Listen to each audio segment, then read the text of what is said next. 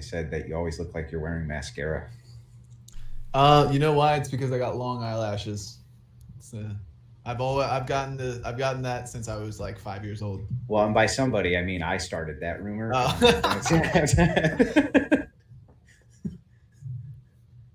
By somebody, I mean me. I didn't want it to get back to you and you not know that it was me who put that evil on you, dude. Well, look, you're gonna have to take it up with the long list of crushes that girls had on me when I was in middle school and high school and beyond that. Okay, up until I met my wife. You're gonna have to take it up with all of them and see Were what they they all think about were they my lesbians? mascara. Were they What's that? lesbians? Were they lesbians? They're trans now. Kind of funny. I think TJump is live on his end, so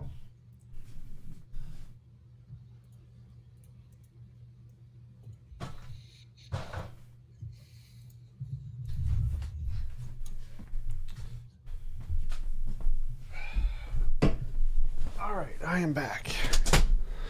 okay. I don't need these. What am I doing? Habit.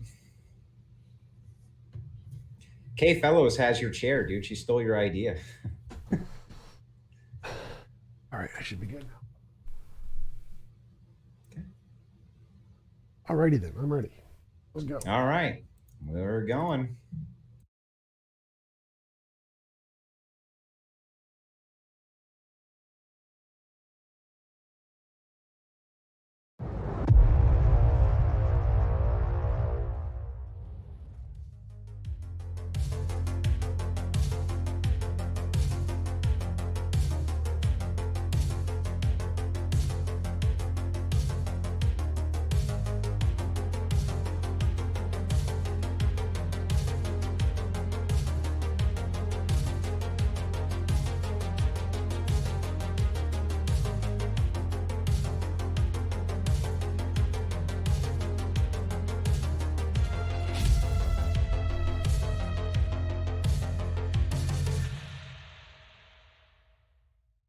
Good evening, ladies and gentlemen, and welcome to the Crucible. Tonight we've got Zen Shapiro up against TJump. We had to move the broadcast back an hour. We had a couple little things that came up, mostly that the wife is going to be on Tucker Carlson today, so we had to focus on just a couple other things.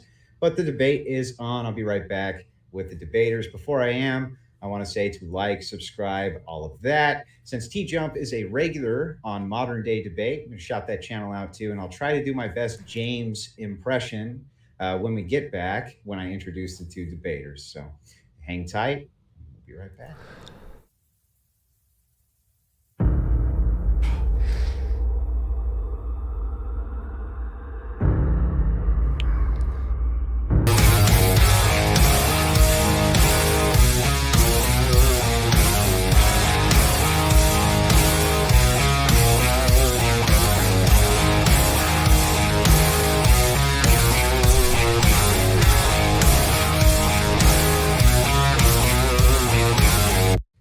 Hello, and I'm James from Modern Day Debate. I want to make sure that you all like, subscribe, share. My voice is a mixture between Captain Kirk and some other doofus. I don't know. First, let's go to TJump. TJump, how you doing tonight? Shout your channel out to everyone where they can find you. I'm TJump. I run a YouTube channel at youtube.com/TJump. I sell bathtubs. You sell bathtubs. Full-time YouTube occupation. I just record myself selling bathtubs on YouTube. Nice. And Zen Shapiro, I know that you don't sell bathtubs, but why don't you shout yourself out anywhere where everybody can find you? You don't know that. You don't know that. But I'm Zen Shapiro. I'm a paleoconservative. You can find me on Twitter and YouTube. I have my own channel where I do exclusive debates that you won't find anywhere else. I am the in-house right-wing debater on the Crucible. I debate right-wing ideas on behalf of the Crucible. And I'm ready to go. I'm very interested in this. Thanks for having us on. Great. Tonight's topic is going to be on abortion. Both contestants, I guess you would call them, I'm sorry, debate bros, are going to have 7-minute intros for their opening statement. We're going to get right into the debate after that. It's going to last somewhere between an hour, hour and a half. We'll take super chats the entire time, of course. And then you'll have 7-minute closing statements. We'll get to the audience questions. That sound good to both of you guys? Yep. Okay. As you're the challengers, then I'm going to allow you to open. Okay. Yeah, I'm pro-life. I oppose all abortions. The scientific fact of the matter is that human life begins at conception, and I can defend this if we need to. It follows from that abortion is, by definition, killing an innocent human life. That's murder. That's wrong. I oppose that. That's why I oppose abortions. I want to know what the reason is, what the justification is that TJump will put forth for why we should have abortions, why we should be able to kill human lives. And I want to determine if there is a consistent, non-arbitrary principle that delineates a human in the womb versus a human outside of the womb. And I'm interested to see where it goes. But that's my opening statement. Okay, TJump, you got 7 minutes. Sure. Let's see. Abortion is self-defense. Self-defense, you have a legal right to use lethal force in the case of self-defense. If deadly force may only be used in self-defense if the defendant reasonably believes he or she is threatened by death or great personal injury. State v. Walden 131. Personal injury is a legal term that defines cases in which a person is harmed by another person or entity. A defendant in a personal injury case is not accused of malice. That means intent doesn't matter. Bodily harm means physical pain or injury, illness, or impairment of physical condition. Great bodily harm means injury that creates high probability of death or causes serious permanent disfigurement, or which causes permanent or protracted loss of impairment of the function of the bodily member or organ. Serious bodily harm. Examples: scarring, tissue buildup, loss of an arm, leg, foot, toe, eye, ear, loss of motor function, contortions due to nerve or muscular skeletal damage. So pregnancy definitively qualifies as great bodily injury, which then legally justifies the use of lethal force. Don't take my word for it. We can literally just look at the court cases. A bunch of legal terms for the list of the court case. Serious personal injury means great bodily harm, disfigurement, extreme mental anguish, or mental trauma. Pregnancy is listed as one of these: disease, loss of impairment, or sexual reproductive organs. This is the Nebraska, state, Minnesota criminal code, statute, big numbers. Injury is defined, great personal injury is defined as bodily harm or severe mental anguish or pregnancy. Illinois, compiled statutes, chapter 720, legal stuff, subdivision, blah, blah, blah, defines great bodily harm to mean physical harm that includes, but is not limited to, sexually transmitted disease, pregnancy, or impotence. New Mexico, same thing. And I'm going to go down the list, multiple states. There are numerous court cases that elucidate this.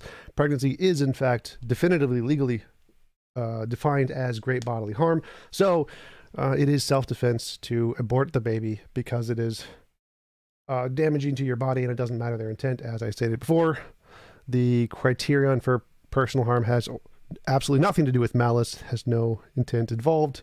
And we can just go down and just read the statutes and court cases of all of the judges, which I have listed here for no particular reason.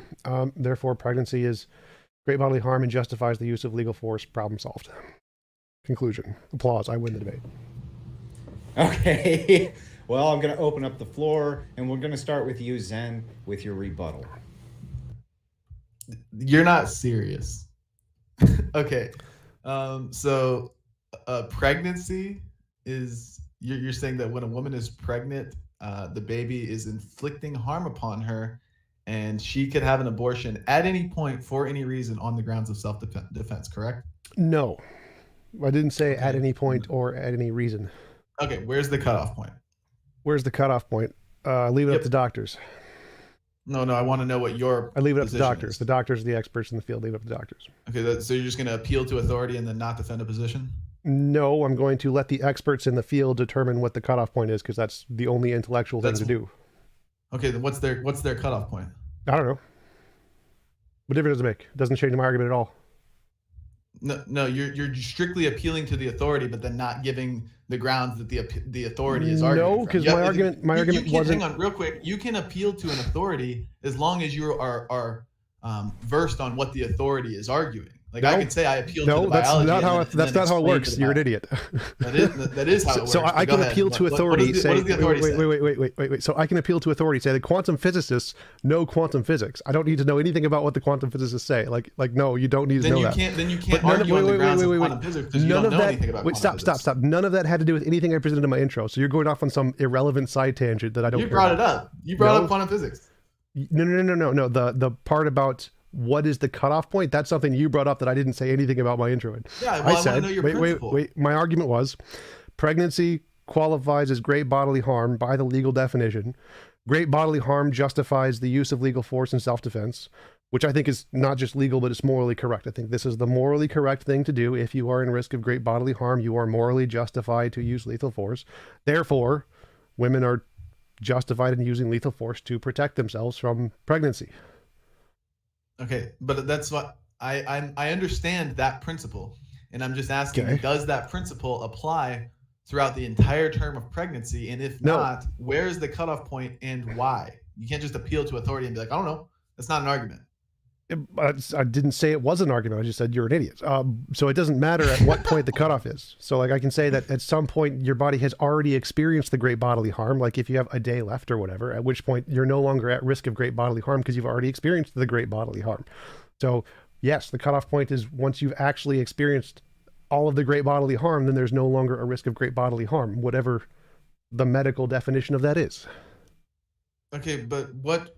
Okay, how do you explain this just simply like pregnancy? If you say pregnancy is bodily harm, period, and it applies all the way to term, I would just accept that and we would debate that. But when you say that it only applies up to a certain point in the pregnancy and then it no longer applies after that point or whatever, then you have to provide the delineation. Why does it only apply after this point and why does it not apply after? What's the difference? This is super simple. Like if your body has gone through all of the pain and suffering already, then there's no risk of future pain and suffering. So the more you go through, there's a less risk. Just to respond to that, I would imagine anybody with half a brain would agree that the most painful, most suffering point of a pregnancy is delivery. That's the most pain that the woman experiences the whole time, with exceptions. But for the most part, when it's traveling through after dilation, that's the most painful point of the pregnancy. So wouldn't it then follow that at any point of the pregnancy, she hasn't gone through the pain and suffering, therefore it would be justified to have an abortion at any point for any reason on the grounds of self-defense? No, because it's about protracted, as I gave you the definition of great bodily harm, it's protracted amounts of suffering and permanent damage. So if you've already gone through the permanent damage, protracted, it means over a long period of time. So okay, but nothing you brought up even addresses my claim. So are you granting that I'm right and that this does qualify? No, I'm not granting that you're right. I'm trying to understand your position. Well, I told you my position. My position doesn't matter what the cutoff point is. My position is pregnancy qualifies as great bodily harm. So unless you're claiming that no point of it does, then I win the debate. Okay, so if a woman gets an abortion at 8 months, is that okay? It doesn't make a difference to my argument. Like the cutoff point is up to the doctors. It doesn't change my argument. So you're not being clear. You're not being clear with what is it simply the. I don't need to. Dumbass. This is why I'm asking the question. Stop. This is why I'm asking the question. You're not addressing my point. My point is. Okay, let me try to level with you. Hang on. Start with TJump. We'll move back over. Go ahead. My point is pregnancy qualifies as great bodily harm. At what point it doesn't makes no difference. Zero difference. Because you claim that no pregnancy qualifies as qualifying of abortion because you said life starts or at conception or something like those lines. So if at any point at all that it qualifies as great bodily harm, then I win the debate. I have demonstrated abortions are justified. Now I don't need to give you a cutoff. Because wait, I'm not done yet. So if I demonstrate at any point it qualifies as great bodily harm, I win the debate because I've demonstrated that abortions are justified. I don't need to give you a cutoff point. I'm not done. I'm not done yet. Not done yet. When is the? Hold when it. is, Let him finish, then. Not done yet. Let him finish. So again, let's say it again. If at any point pregnancy qualifies as great bodily harm, then abortion at whatever point that is justified. Use of lethal self-defense is justified, and I've won the debate. I don't need to give you a cutoff point. That's not a point of my argument. So okay, you've said the same thing 4 times now. Is it the case that simply the classification of being pregnant is bodily harm and therefore abortions at any point are justified because I never said that in my argument. That's what you're saying. You said No, I never said that in my argument. I'm repeating you. Hang on. No, you got to talk for a while. I'm repeating you when I say No, you're not. that if I can demonstrate that being pregnant is classified as bodily harm, then abortion is justified. At any point. So it would follow that you would have to argue that simply the criteria of being pregnant is bodily harm, and the woman has grounds for self-defense if she kills her child. That's what you would have to argue. At some point in the pregnancy, not at any point in the pregnancy, These faces he's making. not like at. I don't have to give a cutoff point. I have to say at some point. Any range of the time of being pregnant regularly with no complications does qualify as great bodily harm, which it does, as I demonstrated from all legal cases. But yes, just the act of being pregnant and with no complications, just being pregnant itself does qualify as great bodily harm. Okay, so therefore, we can talk about that. I just want to make sure you're consistent. So if I am to grant that pregnancy qualifies as great bodily harm, then it would follow that abortions at any point are justified. At any point. No, that does not follow. That's literally a stupid thing to say. That does follow. No, it doesn't. No, it doesn't. If simply being pregnant is classified as bodily harm, and you can act repeating yourself isn't going to make it less wrong. Bodily harm is if bodily harm, if you can justify abortion due to bodily harm, and bodily harm is present as long as you are pregnant, then it would follow that abortion is justified at any point. No, it logically doesn't. So it logically does. No, you're an idiot. So as I said before, if you go through like eight months, almost 9 months of pregnancy, you've already gone through the bodily harm. So the more suffering you go through, the less suffering remains. And so at some point, the amount of suffering remaining does not justify killing the child. The 9 months of suffering does. How are you quantifying suffering? What? How are you quantifying suffering here? How am I? What a stupid question. The representation of the person. They can say, "I feel pain." That's how you quantify suffering. Suffering remains. So how are you quantifying suffering? Person says this hurts. That's how you quantify. Like what? You don't need to. I don't understand the question. You don't need to quantify suffering. Doctors do this, but you don't need to. You do actually, because you're saying that early on in the pregnancy, there's not as much, or there's more suffering to be had, and as the pregnancy goes on, more suffering has already occurred, and less suffering is left to be had. So, and I don't even know how that follows. Those are just position. That's what you said. Are you just ignorant of how pregnancy works? So suffering caused by pregnancy is mood swings, pain, back pain, emotional things, weight gain, stretching, moving of your organs. All kinds of stuff happens in pregnancy. Like, this is not up for debate. Like, I literally just read the statute that said it is great bodily harm. So, I mean, if you don't know what pregnancy is, then that's your problem. Just a quick question here. Sure. If I like, I'm happy to just grant you these things. I just want to see if you're consistent. Like, if bodily harm, you mentioned things like scarring and tissue buildup. So, like in the case of breastfeeding, a woman would have scarring and tissue buildup when her child is breastfeeding, when it's outside of the womb. So could she interpret that as self-defense and then kill her child? No. Oh, why not? It's scarring because it's not prolonged suffering. Like, you can stop it. What is prolonged suffering? That's subjective. That's arbitrary. No, it's not. I literally just read the legal definition. It's not subjective. I don't. What do you mean by prolonged suffering? Go read the legal definition. I don't need to give you. No, why don't you tell me? You can't just keep doing this. I read the legal definition. This is not. You're not debating. You're not debating right now. What is prolonged suffering? No, I don't need to give you a definition there. This is not like you do actually. In order to be good faith here and actually argue on the grounds of what of the position you're holding, you need to define your terms. That I can just give you the legal consensus on the topic. Hang on, guys. We got to back this up. I think it's interesting.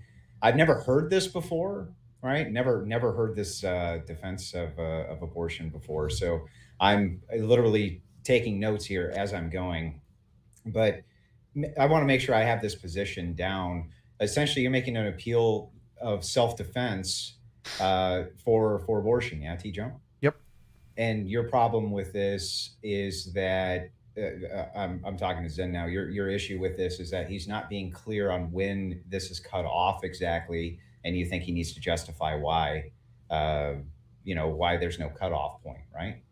I didn't say that. Is that right? Well, he's asking me the question. I'm asking, what is it? Is it the question I've been trying to get the answer to? Is it precisely that she's pregnant, or is there something within the construct of being pregnant that we are interpreting as self-defense, such as, like, I don't know. I don't know what you would be appealing to there, or is it simply just being pregnant? So I don't know. I don't even know how to interpret this. This is very strange. But yeah, I'm saying if it's simply that being pregnant is grounds for self-defense, then that would follow that abortion is justified always as long as you're pregnant. I mean, well, no, it's not simply being pregnant, because if pregnancy didn't cause any physical harm, then there would be no prolonged suffering. So it's the physical harm to the body caused by pregnancy. And so if none of that's going to happen, then just being pregnant wouldn't justify an abortion. Got it. So is there ever a point during a pregnancy where the harm that you're asserting here is not being imposed?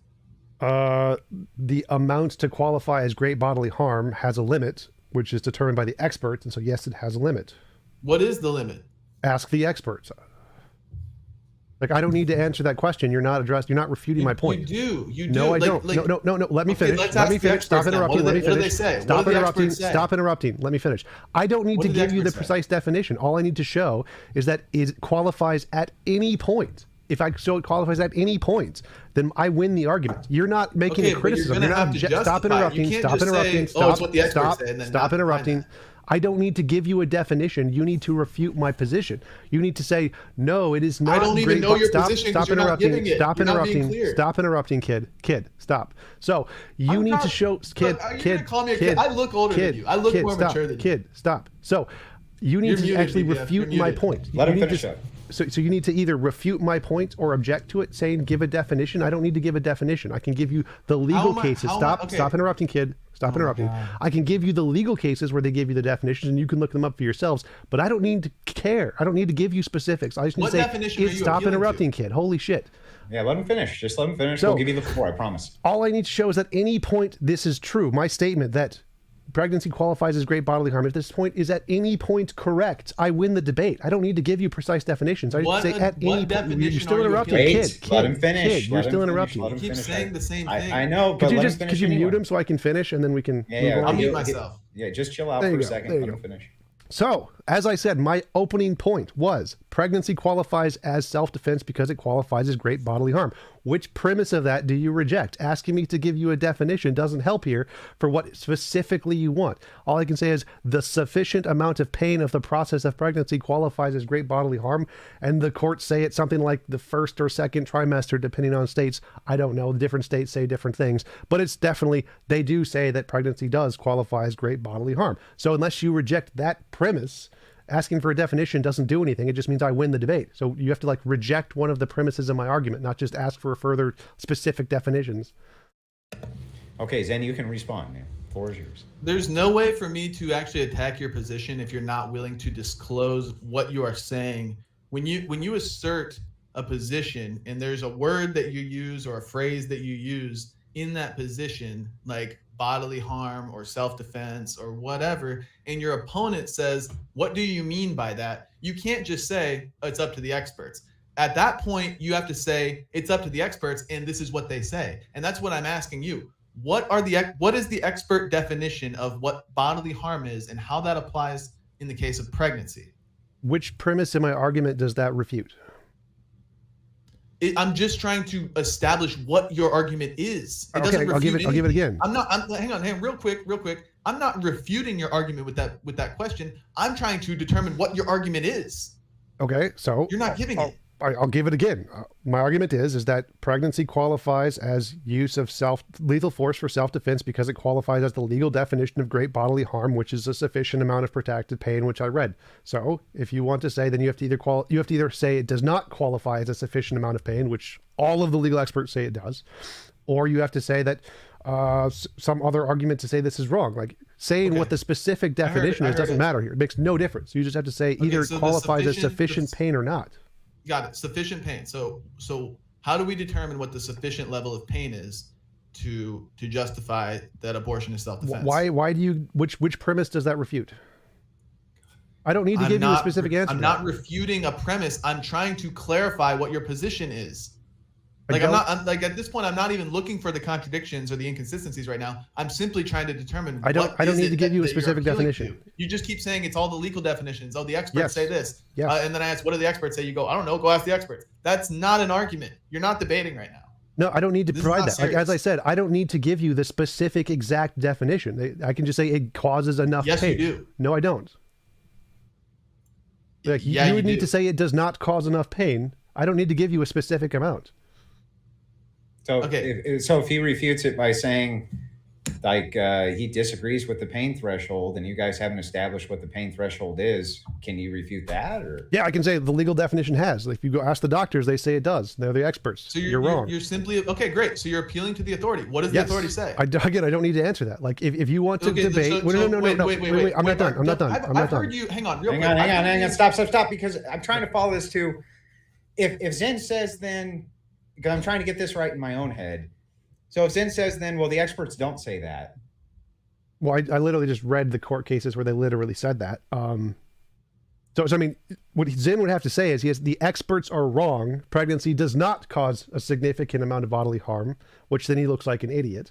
Or he has to admit that they're right and I win the debate. Like, those are his options. I don't need to give a specific definition here. No, I want, if I just simply say, I disagree with what the experts say, then you're an idiot. Well, if you strictly appeal to the experts, appeal to the authority, isn't that a fallacy? Isn't that called an appeal to authority fallacy? No, appeal to authority fallacy is only fallacious when you're not appealing to actual authorities. Stanford Encyclopedia of Philosophy Fallacies, Section 9. Idiot. Okay. I'll quote the Stanford Encyclopedia of Academic Philosophy what actual fallacies are. Listen, dude. Part of a debate, I have no problem actually just appealing to an authority to back up what you're saying, as long as you're able to articulate. You don't need to do that. That's not how arguments work. Hang on. As long as you're able to articulate precisely what that authority is saying and how it applies that's not to a part your of the argument. argument. When somebody asks the question, okay, you're appealing to the authority, what are they saying? And you're just like, I don't know, go ask them. Like, that's so incredibly bad faith. You're not being informative at all. No, that's not how arguments work. You can appeal to authorities if they're actual authorities. Like, I literally just quoted the Stanford. Let me respond. Let me respond first. So, as I just quoted the Stanford Encyclopedia of Philosophy, which is an academic peer-reviewed source of academic sources, the definition of appeal to authority is if they're not real authorities. If they're real authorities, you can appeal to them, but it's not fallacious. I'll grant you that they're authorities. What are they saying? I don't need to give you that. If you need to say that they're wrong. This is not serious. Wait. Stop. No, you're not serious. I'm not done yet. Not done yet, kid. Not done yet, kid. Come on, kid. Can you mute him for a second? So hang on. Let him go. Hang on, let him go. So again, my claim is pregnancy causes enough physical damage and pain to qualify as great bodily harm as stated by the experts. The doctors and the lawyers have a very specific criterion for that. Do I need to know that? No. I just need to know, does pregnancy cause... You do. Wait, stop. Does pregnancy cause enough obvious physical pain and suffering to qualify as great bodily harm? The answer is yes. Like, I don't need to give you the specifics of what the criterion is. I just need pregnancy is pretty serious physical harm. Like, I don't need to give you the specifics. This is what your argument is like saying, well, what is a heap? Like, you probably don't even know what the problem of the heap is. Giving a specific criterion for something that's an obvious thing doesn't matter. If I can say it's significant enough that it qualifies, I don't need to give you the specific. You would say, well, quickly, just to address like that problem of the heap, like that's you wouldn't use the word heap in a formal setting. You would have to only use that colloquially. Sorry, that's just like what that means. You would use it in a casual setting, and we know what we're saying in casual conversation. But if you're trying to assert some sort of logical basis behind a heap, well, that's an unclear, not really a formal definition. So I understand, but that's what you're actually doing right now. You're asserting bodily harm. You're asserting interpret what can be interpreted as self-defense, but then not being clear on what that definition is. It actually your definition of bodily harm here is equally as susceptible to like that problem of the heap that you referenced. The heap itself. No. So let me try to explain this to you. So the problem of the heap is that knowing how, like, if you add an extra grain of sand, does it become a heap now? Add an extra grain of sand, does it become a heap now? If you look at a single grain of sand, it's not a heap. It's definitely not a heap. It has to be a sufficient amount. I understand. Sand. I know what the problem with the heap is. So if you cut someone's arm off, I don't need to give you the specific definition of great bodily harm to say that's great bodily harm. Causes a lot of pain, permanent damage. Do I need to give you a specific cutoff point? No, that's definitely great bodily harm. So if I can give you an example, wait, I'm not done yet. So if I can give you an example of something that causes significant bodily harm, I don't need to give you a specific definition of great bodily harm to be like, yeah, that's great bodily harm. Pregnancy is, without a doubt, obviously great bodily harm, like cutting someone's arm off. I don't need to give you a specific definition. You just have to be not an idiot to recognize this. It causes a lot of great bodily harm. If I took a bowling ball, shoved it up your ass for 9 months, yes, that is great bodily harm. I don't need to give you a specific definition to say it's great bodily harm. You just need to use your eyes. Okay. So basically, this is like he's basically saying, here's the definition, just accept it, don't dispute it. No. Even if it's unclear, you have to just accept it. You have to No, I accept didn't that, say that. that a human Hang on, being let me finish, simply TJump. that a human being simply existing in the womb is inflicting bodily harm upon the mother. How that is, I don't know. I'm just appealing to the experts. They say it's bodily harm. Why do they say it's bodily harm? I don't need to know that. But you need to accept it, even if it's unclear. Okay, I didn't say any of that. This is the most bad faith argument I've ever heard in my life. This is insanity. So that's not what I said. You said, okay, I can agree that cutting off somebody's arm would be inflicting bodily harm upon them. You're causing them pain, you're causing them suffering without their consent, and you're willfully inflicting that upon them. But the human in the womb is not actively doing anything. They are simply existing in a place where they actually don't even have the option to leave, even if they want to. They're not consciously One sec. So remember at the very beginning, I read. Go ahead. Well, at the very beginning, I read that malice isn't a part of personal injury suits, so intent is irrelevant. It makes no difference. Zero difference. So intent is completely irrelevant. Doesn't matter if the person intends to cut your arm off, or it's an accident, or they're having an epileptic seizure. It's still great. No, it does. It does matter. I literally read the legal definition at the beginning. Malice is not a part of personal injury. No intent matters. Personal injury. Justified self-defense intent matters. No, it doesn't. That's I literally just read the legal case at the very first sentence I said. Malice is, I'll do it again. Let's go back and prove Zen Shapiro just doesn't know how personal injury works. Personal injury is a legal term that defines cases in which a person is harmed by another person or entity. A defendant in a personal injury case is not often accused of malice. Okay, but we're not talking about personal injury. We're talking about self-defense, justified self-defense. Okay, so I agree. One sec. Drop a glass and it can fall on your head without my intent. One sec. So if I throw the glass at your head, wait. So my argument was, pregnancy qualifies as self-defense, use of legal force, because it qualifies as great personal injury. The second half of that is personal injury, and personal injury is a legal term that defines cases in which a person is harmed by another person or entity. A defendant in a personal injury case is not accused of malice. So that's okay. Great. Personal. We are talking about personal injury. One. Own the consequences of that position. Just real quick. Own the consequences of that. Pregnancy. To use your words, pregnancy qualifies as great personal injury. Yes. Pregnancy. You're pregnant at 9 months in the womb. 9 months after conception, the woman is still pregnant. Pregnancy is great personal injury still occurring at 9 months in the womb. So saying pregnancy causes great personal injury means the entire term, the whole 9 month term, like whatever, that whole thing counts as great personal injury. Now, at some point, it may not. At some point, there's some limit. Doesn't matter what that is to the argument. It does matter what that is. In order to argue your position, yes, it does. No, it doesn't. So again, which premise does not follow from or which conclusion does not follow from the premises, depending on where you place that marker? Premise one, pregnancy causes great bodily harm.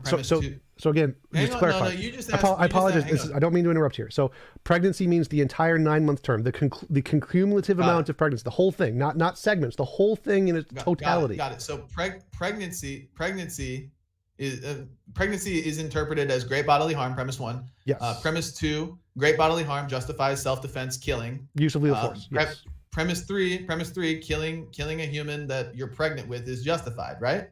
Conclusion, yes. That's not premise. Okay. So then that's you've just accepted all the premises and the conclusion that you can kill a human that you're pregnant with. Yes. And is there any point where that oh my God. modus ponens would not follow at any point in the pregnancy? Is there a point where that would not follow? So that and if not, why would it not follow? Wait, that doesn't matter to the argument.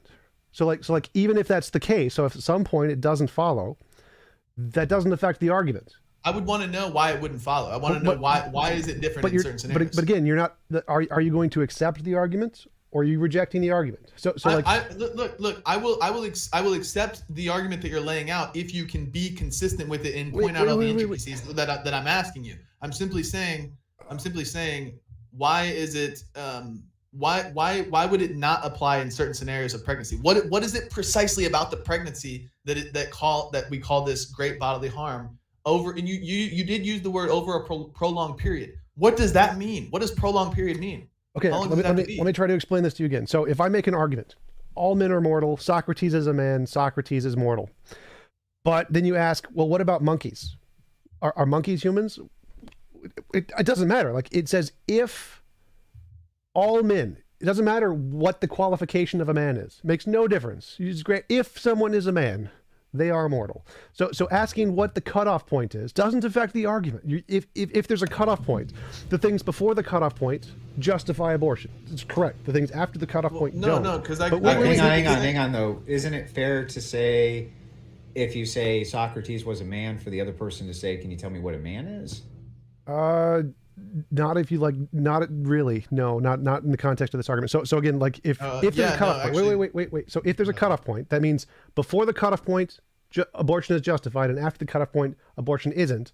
But no matter where that point is, that means some of them are justified. That means I've won the debate. Abortion is justified at some point, right? No, it's because it's not consistent. I'm not agreeing with you. I'm not conceding the debate to you. I'm simply trying to establish your position. And yes, in that what is it called? I don't speak in propositional logic. But where you say premise 1, men are mortal, premise 2, Socrates is a man, conclusion, Socrates is mortal. It is valid to say what is it that constitutes a man? That is a very valid question to ask. No, it doesn't. So that's a question of soundness, not validity. So do you know the difference between soundness and validity? I'm familiar, but not. I don't. Okay. Validity means the conclusion follows from the premises. Soundness means the premises are true. So those are two different things. So I'm testing your soundness. Right, and that's not. I'm trying to show you the validity thing. So how do we ground that Socrates is a man? Wait. So I'm saying that you're not addressing the argument because you're not addressing the validity. Do you grant it's valid that? So like if you keep saying I'm addressing the soundness first. Right, and that's you're not addressing the argument. So again, let me try to explain it to you again.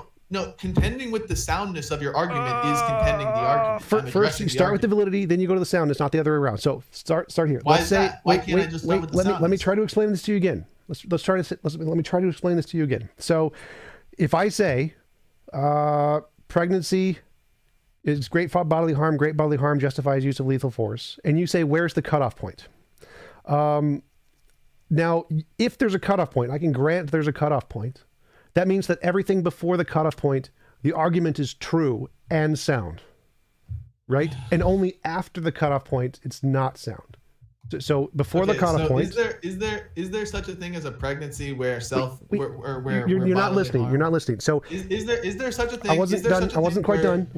Hang on. Let him finish. Hang on. So the argument is, if there's a cutoff point, everything before the cutoff point, the argument is valid and sound. That means I've won the debate. So I don't need. Yes, there's a cutoff point. I don't need to know what it is. You need to say there is no cutoff point. You're not even explaining your position. Is there?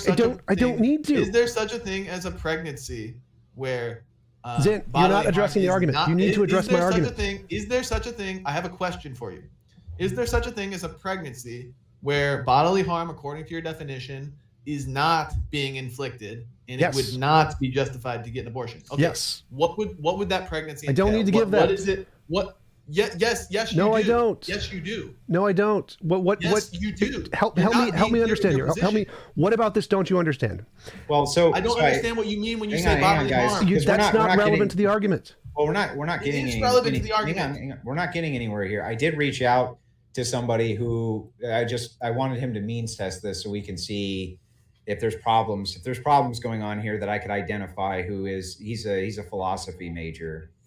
And he says, look, if the proposition 1 is all men are mortal, proposition 2, Socrates is a man, therefore Socrates is mortal. But if it turns out that man is incoherent, then it turns out the sentences are not propositional, therefore it's not capable of validity. It's fine to say I'm not sure if it's valid because I don't know what that word means.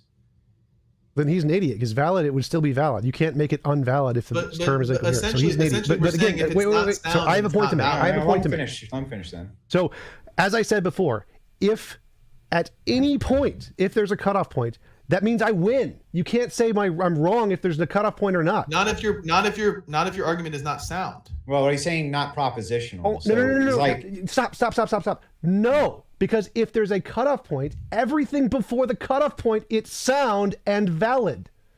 Okay, how do we ground that it's sound though? What does it mean when you say you have to ground bodily harm? You have to ground what a man is. Cutoff point means like after the cutoff point, it's no longer great bodily harm. Before the cutoff point, it is great bodily harm, right? That's the cutoff point, right?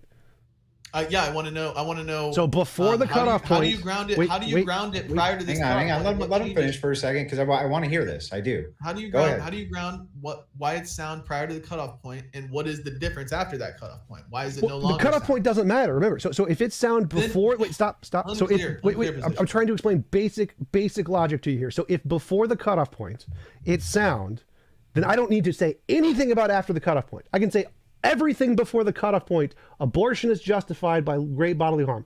I don't care what's after the cutoff point. I've just proven my point. What is the cutoff? How? I don't. The cutoff point doesn't matter. If it's anything after day one, there are legal justifications for abortion. You're an idiot. It does matter. Like how do you not understand this? Cutoff point 50-50. Let's say it's 50-50. The first 50% of abortions are justified. I win the debate. It doesn't matter where the cutoff point is. But you have to justify. No, I don't. How do you not understand this? This is basic logic. This is insanity. You are not good. Yeah. Well, so what he's saying is that if it turns out that it's not a proposition, because all arguments as sets of propositions can be sound. They can be valid arguments, but still be incoherent. What the philosopher is a dumbass. He knows nothing of what he's talking about. I'm going to take a wild guess. So the guy in your comments is a dumbass. He has no idea what he's talking about. Don't bring him up again. You have to address my argument. My argument here is that if there is a cutoff point, I can just grant there's a cutoff point. Everything before the cutoff point, I win the debate. You aren't grounding it before the cutoff point. Not quite done. You're not establishing that your propositions are sound. Yes, I am. You're not establishing that. Yes, I am. So oh my God, you're so stupid. You're so stupid. Holy shit. All you're doing is calling me stupid, and I'm telling you why. No, I'm literally explaining to you why what you're saying is dumb. You understand that? I'm literally explaining to you why what you're saying is literally stupid. I'm just laughing at you. Dude, you're an idiot. You're an idiot. Oh my God, how can you be this stupid? So again. So if you say, unless you say there are literally, like, to use the example of Socrates as a man, unless you're saying there are literally no men, no one is a man, as long as you grant there is a single man. Not what we're saying. Wait, stop interrupting, kid. Stop interrupting, kid. Holy shit. If you grant that there is a single man on the planet, then the argument follows. The argument is true. It is valid and sound. The only way to say it is not is you have to say there are literally zero men. You would have to ground. This is what you would have to do to validate that argument. You would have to ground what a man is and how Socrates meets that definition in order to justify that conclusion that Socrates is moral. I don't, because that's obvious. You have to argue there are zero men. Unless you argue there are zero men, if you grant that men are a real thing, I win the debate. No, your conclusion is that Socrates is mortal because Socrates. Yeah, I don't understand that. Like, what if you didn't know what a man was? What? It doesn't matter. So if you grant, like, do you not know what pregnancy is? Have you never heard of pregnancy? Are you ignorant of what pregnancy is? Well, no, that's not what I mean, though. I'm just saying. Well, no, that's what this debate is. He's claiming ignorance of, like, the most basic things everyone already knows about. Like, I don't know what a man is, so I can't grant the argument. Like, then you're an idiot. No, it's simply for the sake of argument. Let me explain if somebody disputes your definition of man, you have to be able to define that. So again, I don't need to give a precise definition of man because we all know what men are, right? We know what a man is. Biological man, XY chromosome. We know what that is. I don't need to give a definition. We know what men is, so we can say yes. Okay, you just did. Yes. Okay, there you go. Stop. Hey, stop. perfect. Stop. Hang on. Stop interrupting, kid. Right there. Stop interrupting, kid. You gotta stop. You gotta stop. Stop interrupting, kid. Can you mute it so I can finish my point? Hang on, both of you, because we're not getting anywhere here, right? We're just going around in circles. I can move us forward. Okay. No, you can't, because I need to respond to the stupid shit you just said. Let TJump respond. We'll move it over if you can move it forward. Go ahead, TJump. So again, if I say Socrates are all men are mortal, Socrates is a man, Socrates is mortal. If you start giving like a pedantic, I need an exact definition of man or I can't grant your argument, well, then you're a fucking dumbass. You're just so fucking stupid you aren't willing to talk. So don't interrupt. Because we know what a man is. Let him finish. Hang on, just let TJump finish. He just said a bunch of words to call me a dumbass. I know you got plenty of debate though left. I'm not done calling you a dumbass yet. So if we know what a man is, if it's so I'm obvious, sure of that one. if we know what a man is, anybody who's asking for a definition of man is just being pedantic and because they're avoiding the argument because they know they've lost. We know great bodily harm is just to establish clarity. Can you mute him? Can you mute him so I can finish? Can I please respond? Or are you just going to If keep you let talking? him, if you let him finish, I will let you have the floor. I promise. But please let TJump finish. So we don't need to give an exact definition of great bodily harm. As he admitted, if you cut someone's arm off, that qualifies as great bodily harm. So we know great bodily harm is a significant amount of physical grant. He's granting the concept is coherent. He knows the concept is coherent. He's not saying the concept of great bodily harm. Just mute him. Would you please mute him so I can finish? Galloping. You need to mute him so I can finish. Let me respond to what you're saying, dude. You let me finish. I want to respond to what you said like 3 minutes ago, dude. Let me finish. Let me finish speaking. Could you mute him so I can finish? Could you mute him so I can finish? I need you to mute him so I can finish. When I asked you I need what you to a mute him man so I can is, finish. and you said everybody knows what a man is, and then what you do? You defined a man. You said person with an XY chromosome. You defined man. Congratulations. Hang on. Now do that with bodily harm. I'm going to leave if I have to keep putting up with this. You got to shut him the fuck up. I got to be able to finish my point. Zen, you just got to let him respond, and I will let you have the floor. I promise. But just I want to respond to what he said 3 minutes ago. I know, and you'll get a chance to. Write it the fuck down. Respond to it after I'm done. Idiot. Fucking dumbass. So he's already granted great bodily harm. Hang on. Mute him. Holy fucking shit. Mute him now. Mute him fucking now. He's muting himself. Fucking dumbass. Mute people if I can avoid it. Holy go ahead, TJump, finish. Go ahead. He's already granted great bodily harm is a coherent concept. We understand what great bodily harm is. He admitted cutting an arm off is an example of great bodily harm. Shoving a bowling ball up somebody's ass for 9 months is an example of great bodily harm. Do I need to give it a specific exact definition? No, we already understand the concept. Like we understand the concept of man. We do not need a particular definition. He's avoiding the topic because he's a dumbass. So, no, I do not need to give a specific definition of the cutoff point because it doesn't matter. If there is any cutoff point... Hang on. It's almost done. Fucking dumbass. I don't believe Mute his fucking dumbass. So, if there is any cutoff point, and we know there is obviously a thing there, then guess what? I win the debate because everything before the cutoff point is great bodily harm. The argument is both valid and sound deductively, you dumbass. So unless you argue there is no such thing as great bodily harm. Going. He's not done. No, he's mute his dumbass. Holy fuck. Last fucking warning. Mute his dumbass or I'm gone. Mute him now. Mute him now. Just mute his fucking ass now. I'm so tired of this. Mute his fucking ass now. We're not going forward until his dumb ass is muted and I see the fucking mute button. Richard Spencer. Mute his fucking ass now. I can't mute him in a blood sport debate. Bye. Man.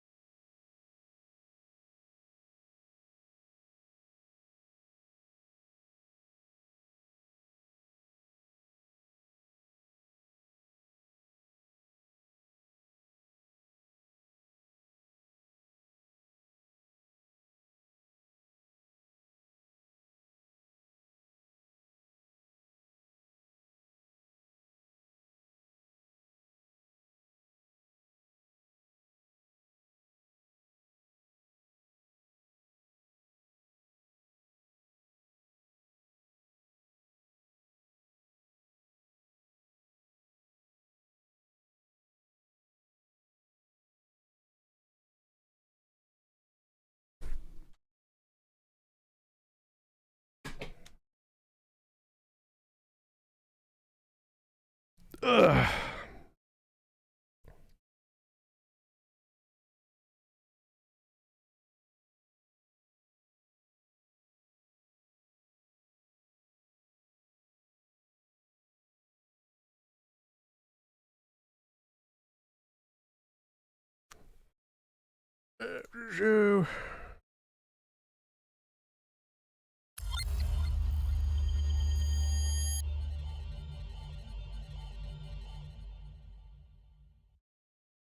Tom? Hey, how's it going? Good. How's it going? I caught the tail end of that debate. That was fun, huh? Yeah, what a dumbass. How did he not understand the argument is my question. He did. He's just trying to deflect, to bring up a talking point to try and get away from actually admitting that I'm right. Right, because as long as there is any point before the cutoff point, the argument needs to be conceded. Yep. And as soon as he figured out that, he was like, well, I cannot concede that. So now I have to pretend like I've never read English in my life. Yep. And I have no idea what any of these words mean. Yep. Yeah, I mean, that's how the argument is made, by like breaking it. Yeah, that's how the anti-abortion argument is made, right? They like get. Well, I noticed at the end that it was supposed to be a blood sports debate, and that it struck me because I was watching the Jay Dyer debate recently because I needed a giggle, and I guess I'm wondering, why do you go back to blood sports places if he like, wasn't? it's like no. I didn't know it was a blood sports thing. Oh. So that was not told to me. Oh yeah, I kind of dumped it on you right at the end. Like, oh, it's a blood sports, man.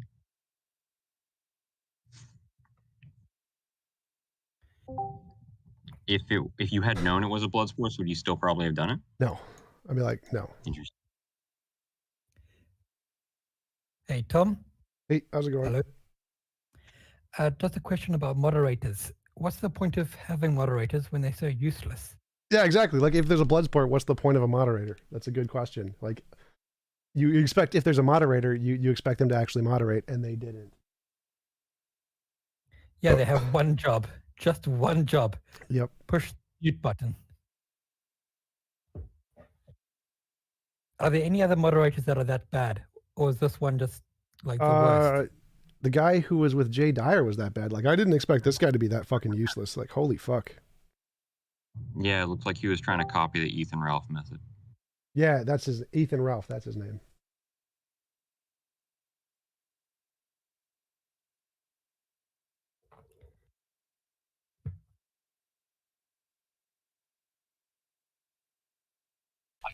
Oh, what's gonna go When he on? brought on the guy who apparently like knew philosophy. Andrew is the guy from the Crucible. He was like, I asked my philosophy friend, and he tells me that if you tell your opponent, I don't know what a man is, that invalidates the argument. I almost had a heart attack. I was like, if you give a deductive argument, even if you didn't know the content of any of the words and the premises, right? It's not about the contents for validity. It's about the structure. Yeah, So- I think his argument was that if the definition of man is self-contradictory, like a square circle or something like that, then it wouldn't be sound or something like that. Then that's fine. That would be like, I think that's what he intended. Right, but, right. Yeah, and that's, I mean, for sure. The problem is that the definition of the word that you were using, or I guess I should just say the word that you were using, and by no means was it self-contradictory. It was the heaps thing. Yep. Like it is a certain amount of suffering, and at some point it rises to great bodily suffering.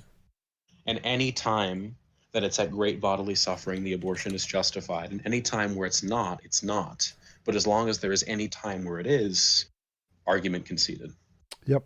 Well, was the guy trying to be that stupid, or is he that stupid? Because well, it's not stupidity. It's deception. Like, they're deliberately trying to find something that that makes your argument look incoherent. So, like, if you say all men are mortal, Socrates is a man, Socrates is mortal, and you say, well, what is a man? And then you go down like a definition of evolution and say, how do you tell the difference between a man and a Homo erectus or Homo habilis? Oh, well, you can't tell the difference. Oh, well, therefore your argument's invalid. That's what he was trying to do. So he was trying to like be so pedantic about the problem so that to show, oh, you can't give an exact definition, ha ha ha. And to try and make it undermine the argument, which you don't need that. That's the problem of the heap thing. As long as you can give an example where it counts, you don't need to give a specific examples of where the cutoff point is, because there are examples where it counts. yeah, but that's the thing. You took 5 minutes to explain that to him, and he couldn't understand. So I did. He's stupid. I did explain that to him on multiple occasions. I said, is cutting someone's arm off great bodily harm? Yes. He admitted. Yes. He's like, yes, that is. Okay, so there are obvious examples of great bodily harm.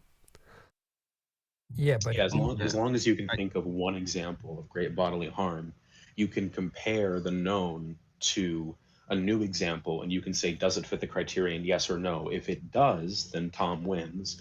If it doesn't, then you have to justify why it's distinct from the I other think he just example. never let Yes. go of his objection to the authority. Like, he really desperately wanted to say, no, the authorities are wrong. But the way that TJump was framing it, he knew like that would look foolish. It just doesn't hold water. And so he was trying to find these weaselly ways to get back to undermining the authority.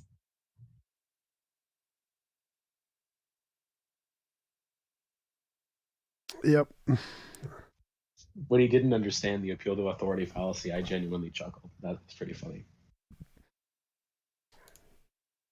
I joined late, so I didn't hear about that. Oh yeah, he was like, if you quote experts in a relevant field on their opinion on a particular issue, that's fallacious. Yeah, he said that. He said that's an argument from authority fallacy. I'm like, no, it's not. How do you even say that? Most theists actually think that's the case. Most people who don't know philosophy think that any appeal to authority is a fallacy, just because like the name of the fallacy is appeal to authority. So it sounds like if you're say an authority says, then it seems like that the intuitive definition of that string of words, appeal to authority, would fit the case of you just saying an authority says, but it doesn't. That's not what it means. It has a very specific definition. Unless Right, it's the authority of their religion, then it's all fine. Yeah, unless God said so, then it's fine. It's designed to, that fallacy really needs to be renamed appeal to like improper or appeal to like misplaced authority. Yep. The amount of people who have gotten confused by just the title of the fallacy and they think that it's actually a fallacious argument to like rely on a doctoral opinion on a particular issue is really sad. Hey, Tom, I just wanted to check if you're doing okay, because I've never seen you like that before. You haven't seen the Jay Dyer debate? I was Not gonna really, say I I've don't seen think Tom so. like that before. Go through the dumpster fire list. Go see my one with Jack Those are Aimstrich phenomenal. in the Discord and Jay Dyer. No, I'm not okay. I could really use a few grand. Like that would make me feel a lot better. Donations are great. Come on, guys. You're not gonna like donate me out of my anger.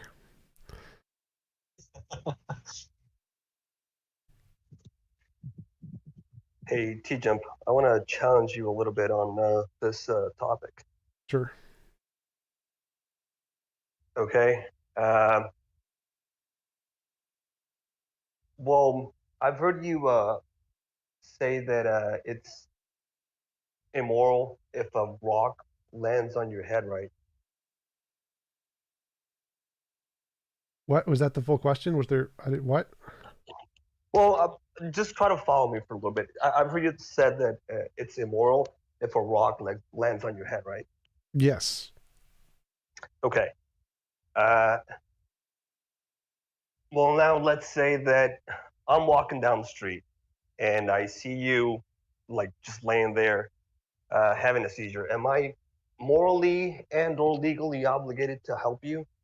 No. No, correct. We agree on that.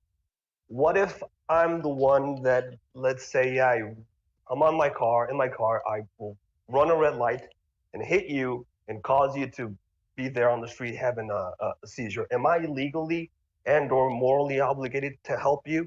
And when I say No. help, I don't mean thoughts, prayers, best intentions. I mean, No, you can't. You I'm can't not be legally charged. obligated.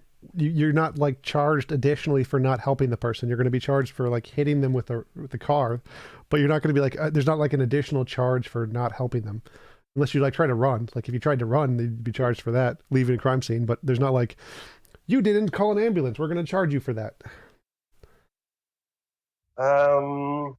Have you heard about the what's it called, the duty to rescue laws? Nope.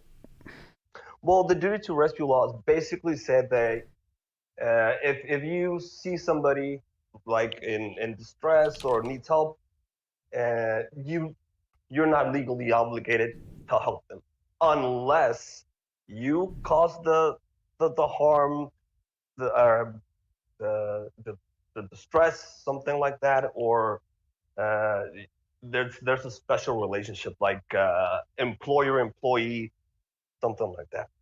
So you are legally obligated to help.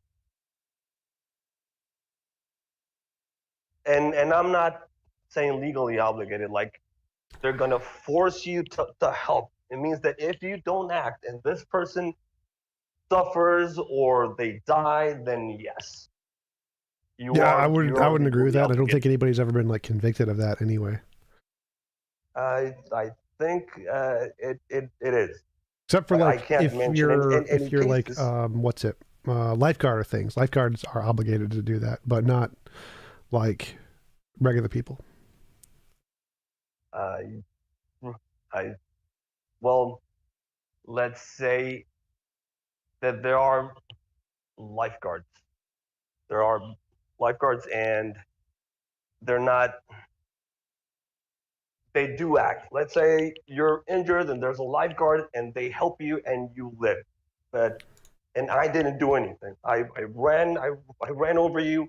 I didn't do anything, but you lived because of the lifeguards. I'm not going to be charged for manslaughter because somebody else helped you. Right. But if I didn't help you, then yes, I'm going to be charged with like manslaughter. And you Right. die, yes, it's going to be manslaughter. Yes. So I am legally obligated to help you. No. So like you're gonna face consequences proportional to the damage caused. So if you killed me, that would be manslaughter. But if you didn't kill me, that wouldn't be manslaughter. So it's all dependent on how much damage is caused. You're not like obligated. Like you should probably call an ambulance and hope I don't die, because that means that's going to save you some prison time, but you're not obligated to do so. It's not an extra charge. Well, do you agree that it will be different, the charge, if I help you and you don't die? It will be a different charge. I won't be charged with the manslaughter. Exactly. It will be, I don't know, like reckless endangerment or something like that. It will be less if I do vehicular assault. Yes, sure. Something like that.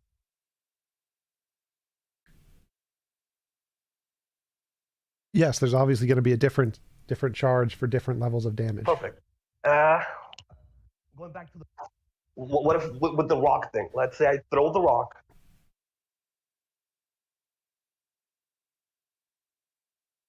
Throw the rock. And it hits you in the head, and you get injured. Yeah. Go back to the same thing. Go back to the same thing. If you die and I don't do anything, well, I'm going to be charged with manslaughter. But if I do help you, it's just going to be a reckless endangerment, something like that. Yeah. Correct? Yep. Would it be a valid legal defense for me to say, you know what, it wasn't me. I didn't consent for gravity to pull on the rock. Would that be a valid legal defense to say it wasn't me? It's not my responsibility. I didn't consent for gravity to pull on the rock. Only if we lived in the best of all possible worlds and could rewrite the laws of physics. Okay, but we don't live there. Yeah. We don't live there yet. Yep. Okay. Now use your analogy with pregnancy and the what do you call it? The evil dictator and eating hamburgers. What? Does it apply in the same way? That's saying, well, I ate the hamburger, but I didn't consent to get pregnant. Yes. So it does apply. Same thing, right? Sort of. So like, if eating a hamburger is not something that you choose to get pregnant by, because it's happening to you. So the difference is that when you throw a rock, it's happening to somebody else. When you eat a hamburger, it's happening into you. So there's a difference there. Well, it is happening to two people. You do grant, right? Well, the problem is the location. So if you eat a hamburger, say you throw a rock, let's use your throw a rock example. Say you throw a rock and somebody is like teleported inside of you without your consent. Like if you're throwing a rock in your own backyard, not at anybody, you're just throwing a rock, and somebody is magically teleported inside of you. Are you morally responsible? No. No. Like you have every right to throw the rock. So if you're doing an action you have every right to do, that is not an immoral action, and because of that someone is like teleported inside of you, then you didn't do anything wrong. But if if there's a landslide and you're walking down a trail and the rock hits you, something immoral happened. Yes. Even though there wasn't a conscious action, something immoral happened to you. Right. So the person teleported inside your body. Yep. Didn't do anything wrong. right? So you're causing an No, that's the imposition part. on- That's the on- part. on- You're on- not on- causing that. on the So like Yes, if you do something you have every right to do, like throwing a rock in your backyard, eating a hamburger, whatever, and someone else is punished because of a natural consequence you have no control over, it's not your fault. Well, how does that follow? If I'm responsible for hitting you in the head with the rock, and it wasn't me, it was Because you gravity. have no right to throw a rock at someone's head. No, but it wasn't towards your head. It was towards the air. I didn't consent for the rock to hit to pull. So like if you're I didn't consent for gravity. Gravity is nature. Okay, one sec. So like imagine if you're in your backyard and you're just throwing a rock up and down in the air and a tornado picks it up and then throws it into somebody's head and kills them, you wouldn't be responsible. So if it's like that, where you threw a rock into the air and it was grabbed by the wind and the wind threw it into somebody's head, you're not responsible. So as long as you're not like throwing the rock at their head, or where you would expect it to hit their head, then you're not at fault. So yes, if you throw a rock and the wind grabs it and hits someone's head, then no, you're not at fault. But I'm not doing that. I'm not giving you that example. I'm giving you an example that where there isn't a tornado. I just so you're throwing it at someone's head. Let's say I have three options. I can throw it towards the desert. I can throw it towards the middle of the ocean, or I can throw it towards a park. And I throw it towards the park. Right. And it hits your head. Yeah, so that's you threw it at somebody. You threw it at people. You threw it in a place you had no right to throw it. You're at fault. Same thing with sex. You can have sex many different ways. Sex, you have a right to have sex. Sex is like throwing it in the air and having to grab a tornado. So sex is something you have a right to do. You're not doing anything wrong, like throwing a rock in the air in your backyard.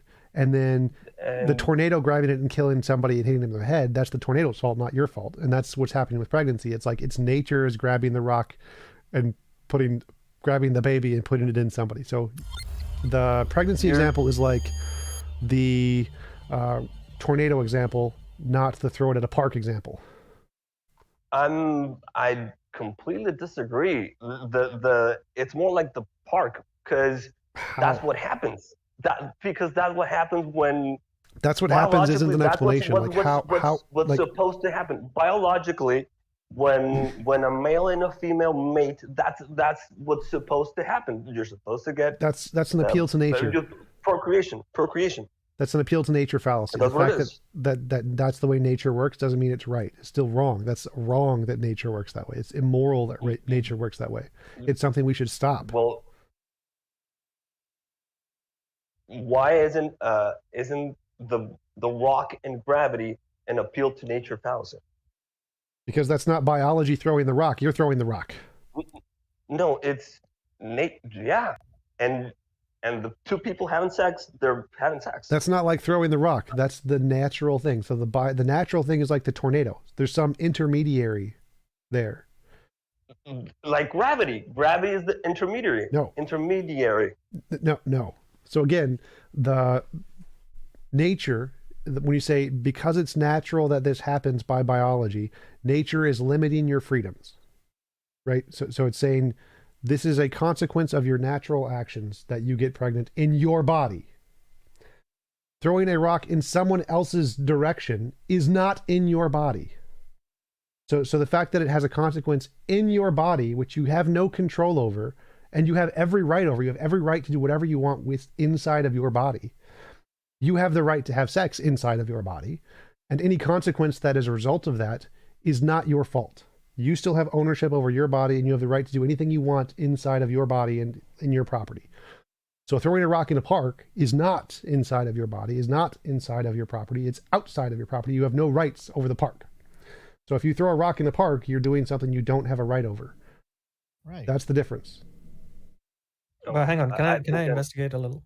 Go ahead. So if you throw a rock in the air, right, and if you knew that a person would appear midair and then the rock would hit him or them, would you still consider not morally responsible to jump in that case? I think that's what's happening. Yeah, it's like in your property or in your body. Yes, like if you suppose you throw a rock in yourself. Like you have a big stomach or whatever, and someone teleports in your stomach and gets hit by the rock. No, it's not your fault. You have a right to throw rocks in your body because it's your body. I see. Okay. So in which case it's still disanalogous. A person appearing outside of you. Yeah, because it's not in your property, unless they're like literally in your home. So if you're in your home and you're playing baseball or whatever, and someone's going to teleport in your home, that's not your fault. Got it.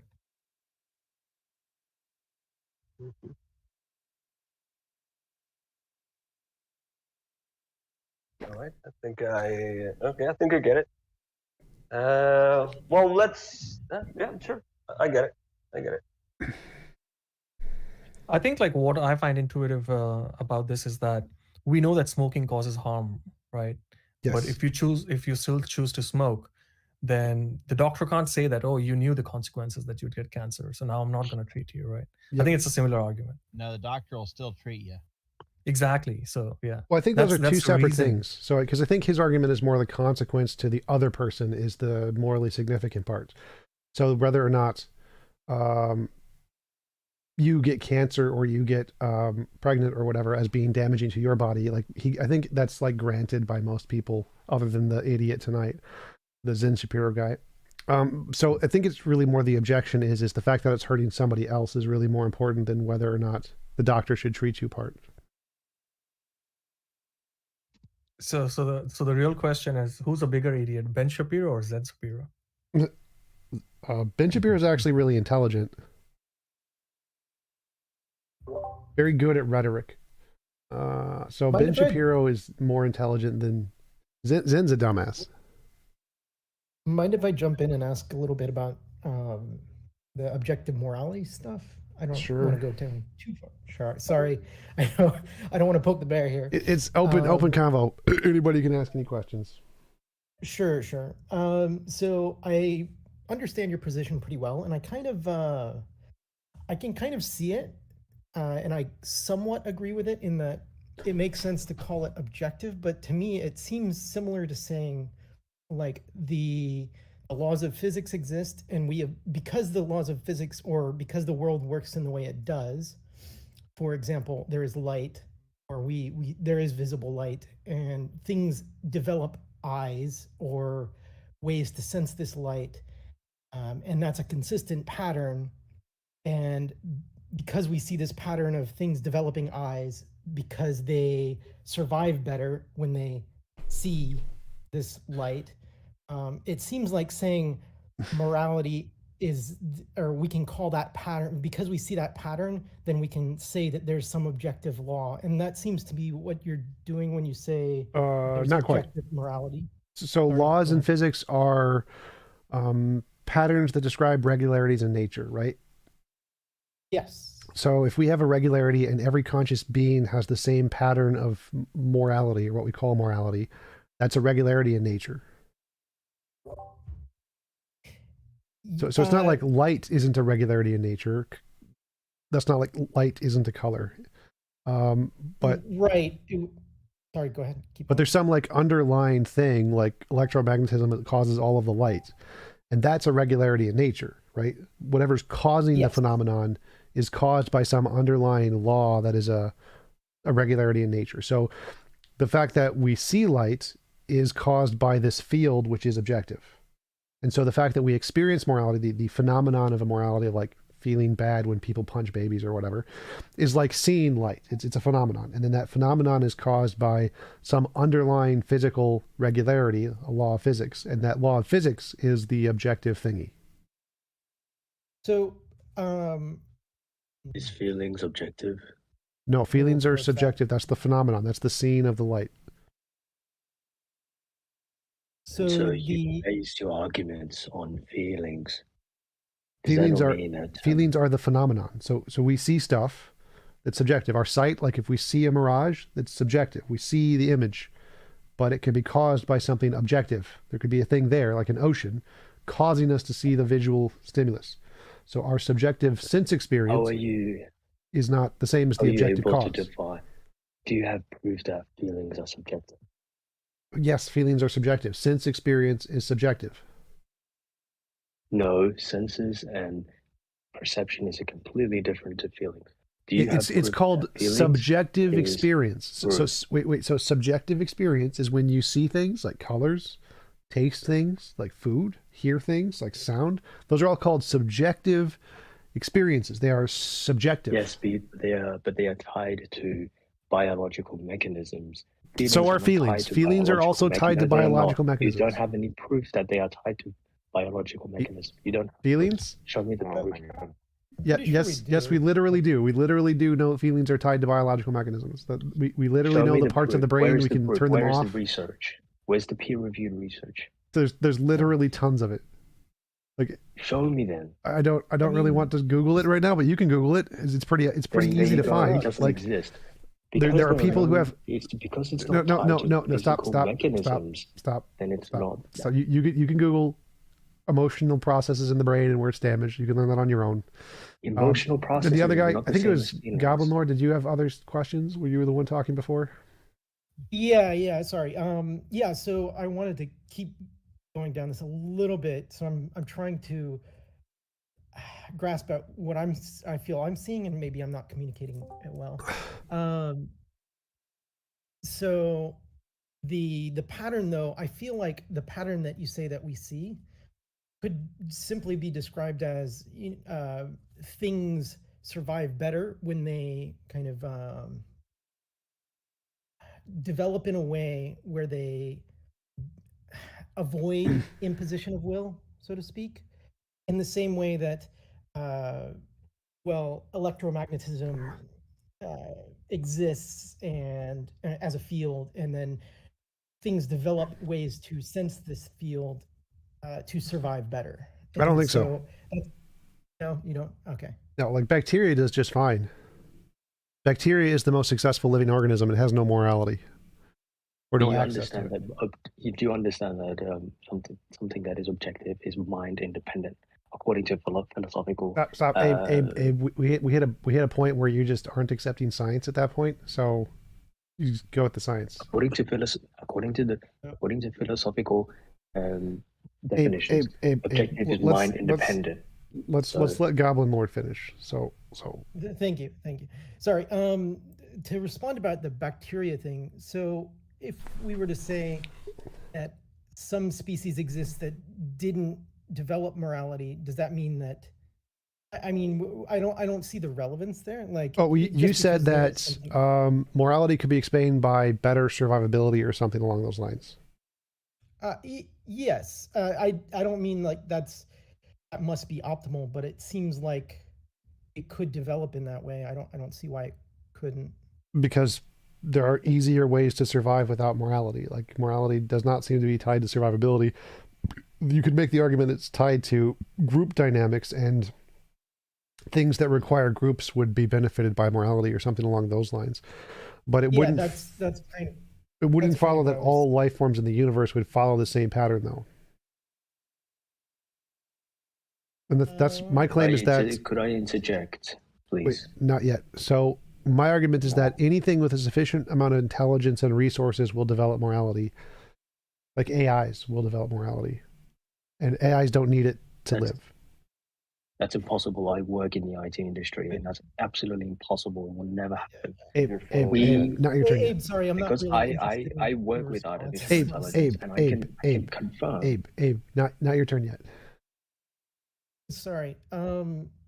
Yeah. Okay. Yeah. You were saying anything would develop this. So actually, but couldn't we say a similar thing about again, kind of going back to things that we see develop in more complex organisms like eyes? Like these seem to develop pretty consistently. Right, but that would live in light. But that. If eyes develop, that indicates that there's some objective phenomenon there that they're sensing. Yes, but it doesn't mean that there's. So yes, exactly. That's what I'm saying. But it does. What I'm also saying is that doesn't mean that there's some objective law or objective thing in nature, which, well, I guess it kind of does in a sense. I don't know. But that's like what I'm arguing is that just like eyes see the electromagnetic field and that is an objective field, or morality sees the moral field, and that's an objective field. So that is the argument. Okay. Yeah, I guess I kind of see that. I don't know. I feel like it's a bit of a stretch to say in a similar way, well, eyes develop because of an objective law in nature, which actually is kind of true. What? Kind of true. Yeah. So you would say it is? Yeah, like the EM field that causes light is definitely an objective thing for sure. Right. Like what Yeah, we I see still is feel different, but the things we see, the patterns are the same. Like the Yeah. differences in the light spectrum is the same, even though the colors we see might be different. Sure. Yeah, it's interesting. Anyways, I guess, that kind of pushes me more toward the direction of objective morality, I guess. It's interesting. Anyways, thanks. Yep. I think that was all the questions that I really had. Cool. Thanks. Appreciate it. Hey, TJump, can I jump in now? Sure. Sure. So, you mentioned that sensing, perceiving, these are subjective experiences. Is that correct? Yes. Okay. So if you and I were to look at the same portrait of a picture or a painting, are we looking at different paintings or are we looking at the same painting? Same painting. So wouldn't that be a shared objective experience? No. Why not? Because we each have our own subjective experience caused by an objective reality. If two things are of similar kind and they belong to the same class or category, they may have distinct features or attributes, but ideally they have they belong in the same kind. If I looked at a portrait of an image or a painting, and you looked at the same portrait or an image, and we both had a healthy eyesight, we would see the same thing, and therefore Even if we saw literally the exact same thing, they're still subjective experiences. No, the interpretation is the subjective experience. Literally everything you experience is wait, one sec. Abe, hold up. So everything you experience, every sight, sound, taste, touch, smell, thought, those are all just your brain's interpretation. It's all subjective. There's no way for that to be objective to other people unless you're like the Borg. I don't think you've understood. So we look at the same picture. You agree that we both look at the same picture. No, I'm please wait. See we look at the same picture, right? And we both see the same picture. How would you explain that? Our brains produce the same subjective experience. No, it's not the same. You can't. That's a fallacy. That's impossible. You can't say that. Which fallacy? Which fallacy is that? You can't use subjectivity and the same. You can't which fallacy is that? It's a contradiction. You can't. That's not a fallacy. So you can have two experiences be exactly identical. They see everything the same. Literally every image they see. Stop. Abe, don't interrupt. So literally everything they see could be exactly like I could clone you. I could like duplicate. Let's say I duplicated the entire universe, because these are hypothetical, like multiverse. There are multiple universes where there's the exact same person having the exact same thoughts and the exact same feelings. Everything is literally the same other than their location. So the distances they're slightly far apart, but everything else is the exact same. But it's still subjective experience because it's still just their experience. It isn't. Our sensing, our perceiving, when we use all of our senses. Oh my God. If you belong in the same kind, everything can I finish, please? Is subjective. No, it isn't. It's your interpretation that is subjective. Oh my God. Abe, that means subjective. Your interpretation is synonymous with subjective. All right, God, did you want to say something? No, because you can have a tool. Stop. Just a minute. There's nothing that I have ever experienced in my entire existence that wasn't subjective. I could literally say, get sit down 2 glasses of a beverage, and we could both take a glass of that beverage, identical beverage, same temperature, and we're going to have a different experience of it. No, we're not. If I could do the exact same thing tomorrow, God, I don't think that And it matters. could be different again. God, I don't think that It's- matters. No, no, wait, no, wait, we're not. hold No, up, we're hold not. up, Abe. We're not Hold gonna up, have- Abe. no, Abe, stop we interrupting. have I'm the gonna same stop. thing. Abe, stop. So, God, it wouldn't matter if we had the same, if we literally felt the exact same feelings. It would still be our own subjective experience. So whether or not Yes, we feel, that's what I meant. No, it wouldn't. It would be exactly. It would be objective, but the No, it wouldn't. interpretation The- may it might slightly be different. Abe, but then that's not it's the what interpretation that makes it objective subjective. means. That's not what objective means, Abe. Objective means without the feelings. Without it's about what It means you are both mind experiencing. independent, Abe. It means mind independent. So then, how does your argument of morality fit in if it's mind independent? Because the painting is there. If we're both looking at a painting, the painting is objective. Both of our experiences are subjective. But if we both died, the painting would still be there. That doesn't make any sense. I'm talking about us utilizing our eyesight to view the same That's what object. I'm talking about, And if Abe. we're able to both confirm that we're looking at the same object, then how do you explain that? You can't say it's because we have the same experiences and say we have the same subjectivity, because same and subjective are two contradictory terms. No, they're not, Abe. They're literally not. They are. Who else No, agrees? they're not. I'm Abe. sure there's many All right, people all right. here that We're agree. moving on. We're moving on. I've debunked you enough on this. Anybody else got any questions? Glasses prescriptions. Why was I muted? Hi, I've got a few things. Sure. Your future predictions with your morality. Yep. I've got a few of my own. I'd like to hear your opinion on.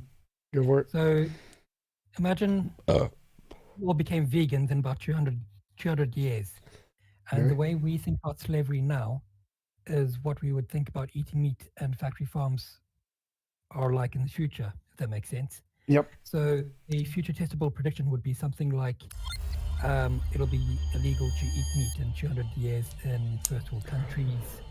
There'll be higher taxes as there are for cigarettes and alcohol in maybe 100 years, things like that. Yep. What do you think? We've already made those predictions. Those are really common knowledge. I've told some people that, and they think it's stupid. So yeah, most Republicans for sure. But yeah, I totally agree that yes, I don't know if it's 200 years seems fast, but yes, I agree that once we get to a point where we can technologically just print food that tastes just as good, yeah, it's going to be immoral to eat meat for sure. I don't know about the time frame though. Okay, and one more thing about AIs getting consciousness. When that happens, if your morality is right, then they would also get human rights, but only the human rights that would affect the imposition of will. What? So like human rights are things like, are you asking would we like see them as having human rights, or like would they like they'd inherently be morally important whether we recognized it or not? I'm saying we would recognize it. We wouldn't necessarily recognize it. Like computers, if they were conscious now, we just wouldn't recognize it. They'd still be morally significant. We just wouldn't know. Okay, well, when we do know, then we would give them human rights. Yes, presumably that would be the moral thing to do. Hey, TJump, give me an example of... Wait, Garrick, were you done? Did you have more questions? That's about it. But like if the chat has any other predictions that would happen if TJump's morality is right, I'd like to know about it. Oh, like mine, the reason... One sec, Abe. So my prediction that I make is that we will eventually see rocks as falling on people as immoral. So the reason I make that prediction is it's something that's unexpected. Like if we can use the current pattern of moral progress to say, yeah, well, obviously veganism is going to be preferred, human rights, not beating children. There's lots of things that are pretty obvious, but I wanted to make a prediction that was not obvious, something that like is specific to my morality. And that's in the far future, when rocks fall on people, we'll see that as immoral. So that's the prediction that mine makes that is unique to mine. Are there any predictions that are sooner? Because there might be like 1,000 years time. Well, all the ones like you said, like the eating meat will be seen as immoral, like those are obvious. So we can make those predictions for sure, but those aren't like special enough for me. But yes, that one would be. I could make a prediction that probably going to be in the next 40 to 50 years max. Using fossil materials to power engines will become immoral as it becomes more scarce. I don't know if that's immoral, more just bad for the environment. I don't know if it'd be immoral though. Yeah. So, Garrick, was that it? Or do you want to? I think that's about it. Cool. Yeah. Anybody else got any questions? Do you have an example of the ultimate moral experience? No. I don't know what that means. Someone who is absolute moral. No. Or moral, I should say. No. That doesn't exist. Not Could you that I ever know. be absolute moral? Absolute moral would be a place where it's impossible to force anyone to do anything they don't consent to. So no, I don't think that exists. So do you not think that reaching absolute morality will ultimately lead to people not doing anything at all? Say that again? Do you not think that leading society to become absolute moral would lead to people not doing anything at all? No. Which would actually mean, in order to become absolute moral, you would need to seize everything. You would need to do nothing. Nope. Because even the steps that you take. So I've said no like 6 times, so you don't need to keep explaining anymore. So no, people would still continue to do things. They'd play video games, they'd watch movie, they'd have relationships, they'd do lots of stuff. Ultimately, society would deem those things immoral. No. To you. Yes. None of those things are immoral. None of those things are involuntary impositions of will. They are. No. Not at all. Literally not. They are. They are Someone the impositions of will. Me playing a video game is not an involuntary imposition of will. No, that is incorrect. It is, because it's addictive, and so therefore it has a good.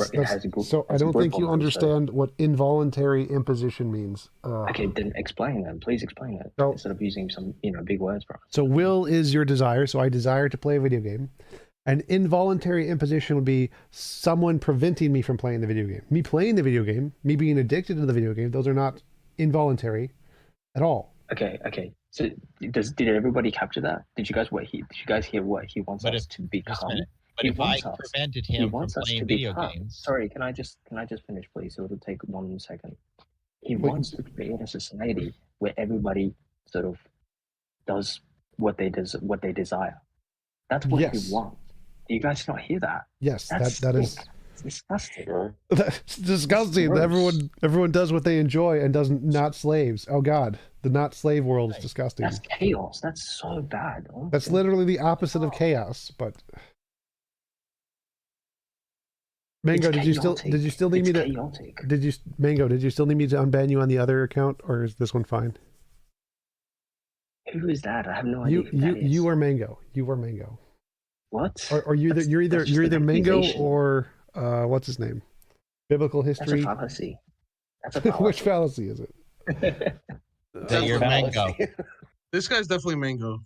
Yeah, he is. Yeah, he seems smarter than what's his name, Philip. But did you guys not hear what he just said? He said he wants to create a society where everybody meets their desires. That's a horrible way of living. Yeah, if I want to play video games tomorrow for 6 hours straight, I'm going to play video games tomorrow for 6 hours straight, and there's nothing you can do about it. And I'm going to enjoy those video games. Why don't you play it 24 hours a day? Why don't you do that instead? Since it meets your because desires. humans have to sleep occasionally. None of your business. There you go. So, but at the same time, guess what? I did a 32-hour rush burn one day. We played for 32 hours straight. Is sleeping immoral then? Is that what you're trying to say? Because it's a involuntary. No, sleeping is natural. Wait. So if you don't want to sleep, then yes, sleeping is immoral. Being like your body forcing you to sleep would be immoral. So let's say because it's a biological nature, it's something that's embedded within us to sleep. Is that immoral? Yes, if you don't want it. No, it's not about if you don't want it. Is it immoral for something that you already have within you? What? That doesn't. If you don't want it, yes, that's immoral. Like if you're aging and you don't want to age, that's immoral. Like if you have cancer and you don't want to have cancer, that's immoral. If you're short and you don't want to be short, is there anybody here who objects to sleeping at all? Because sleeping isn't something that we chose to have. It's just I object. I object to sleeping. I would prefer to never have to sleep. Love to have I object to sleeping as well. I'd love it if I never had to shut down. Okay, and so you would require technological Thank you for the super chat, and Shadow. Appreciate it, innovation. and Frank and Mango. Appreciate the super chat. So you would need innovation and technological advancements in order for you to somehow come up with a solution to prevent you from having to go to sleep and constantly have energy. Is that the solution here? I don't understand what you just said. So because you mentioned that sleeping is immoral, how do you plan to solve sleeping? Once we have the In technology, technology to impart into our brains and have them survive and get enough resources without sleep, you won't need sleep anymore. So you have all these technological advancements, you have all these innovations to help you maintain your level of your desires. Is that right? Is that what I'm hearing? Is that the ideal Yes, experience? the for you? idea would be to use technology to give everyone the ability to achieve their desires. Yes. And what would happen if your Wait, somebody else has a question? I was just gonna like respond to that. I don't care. I was just asking Abe. Yes. So what's your take on morality? What do you think? It's one of those philosophical, sort of long-standing debates that I feel is rightfully purposeless. There is really no sort of need for us to even investigate morality,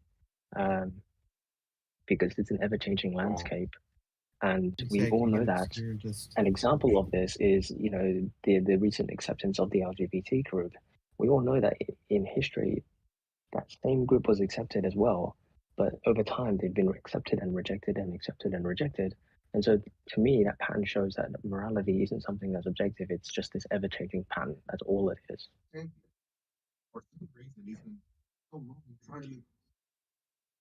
I can't hear you.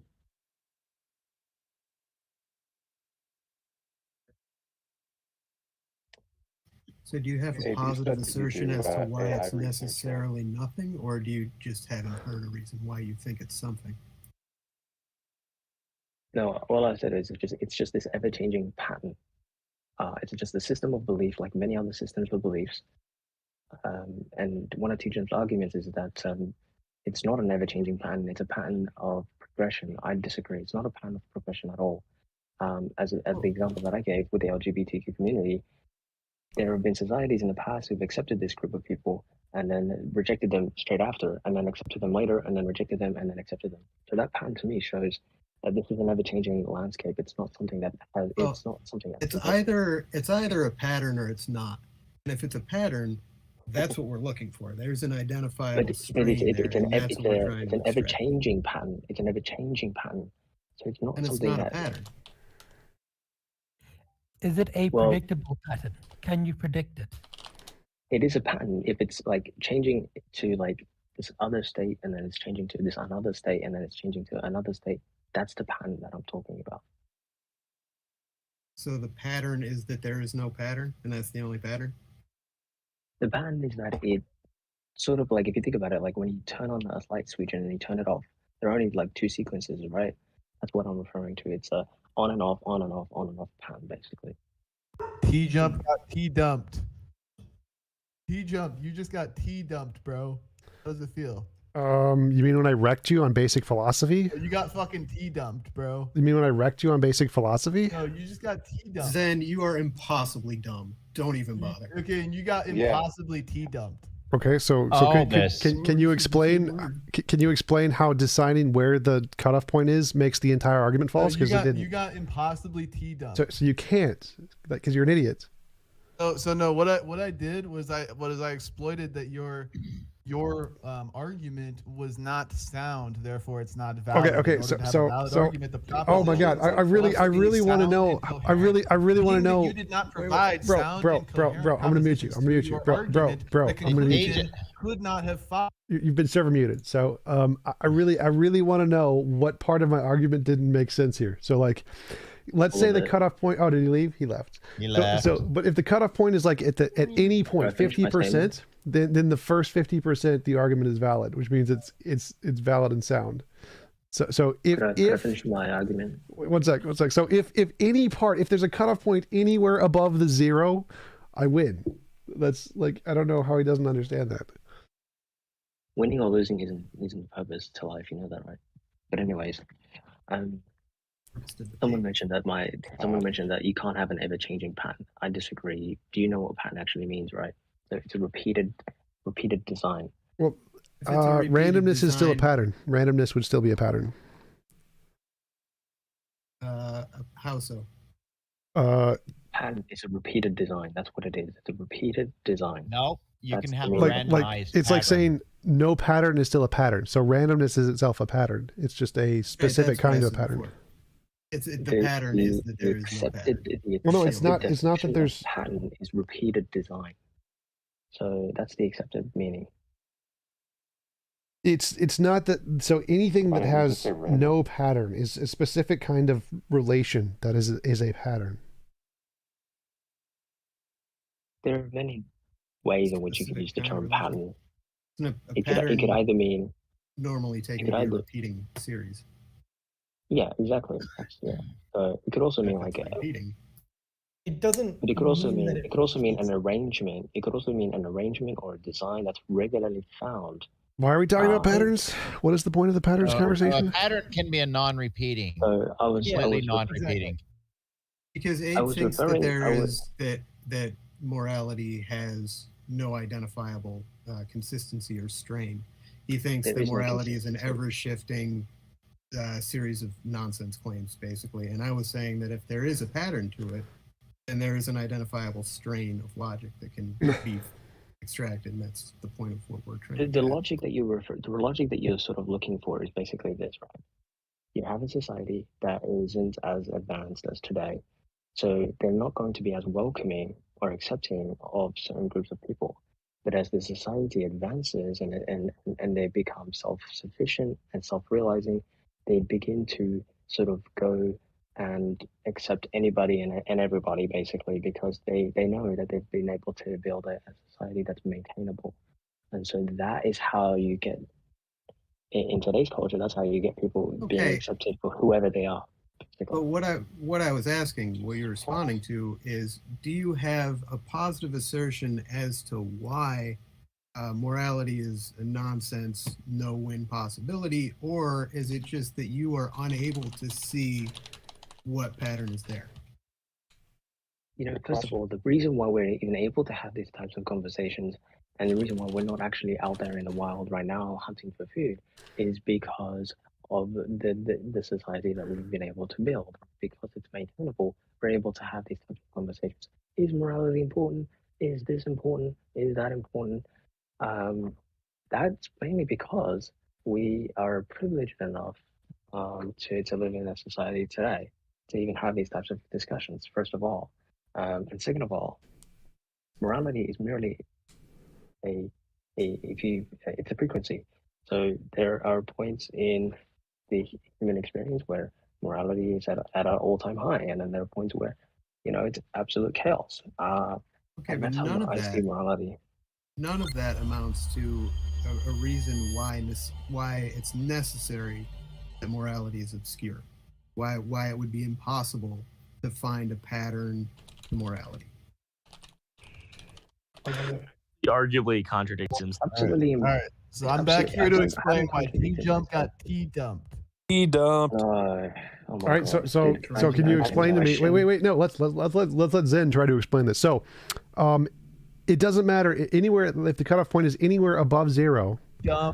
Does that mean my argument is correct? Yeah, I'll explain. So you set forth propositions that were not coherently sound. Therefore, they could not form a valid and sound argument. Wait. Therefore, you got T-dumped. So you admitted that if someone's arm's cut off, that's great bodily harm, right?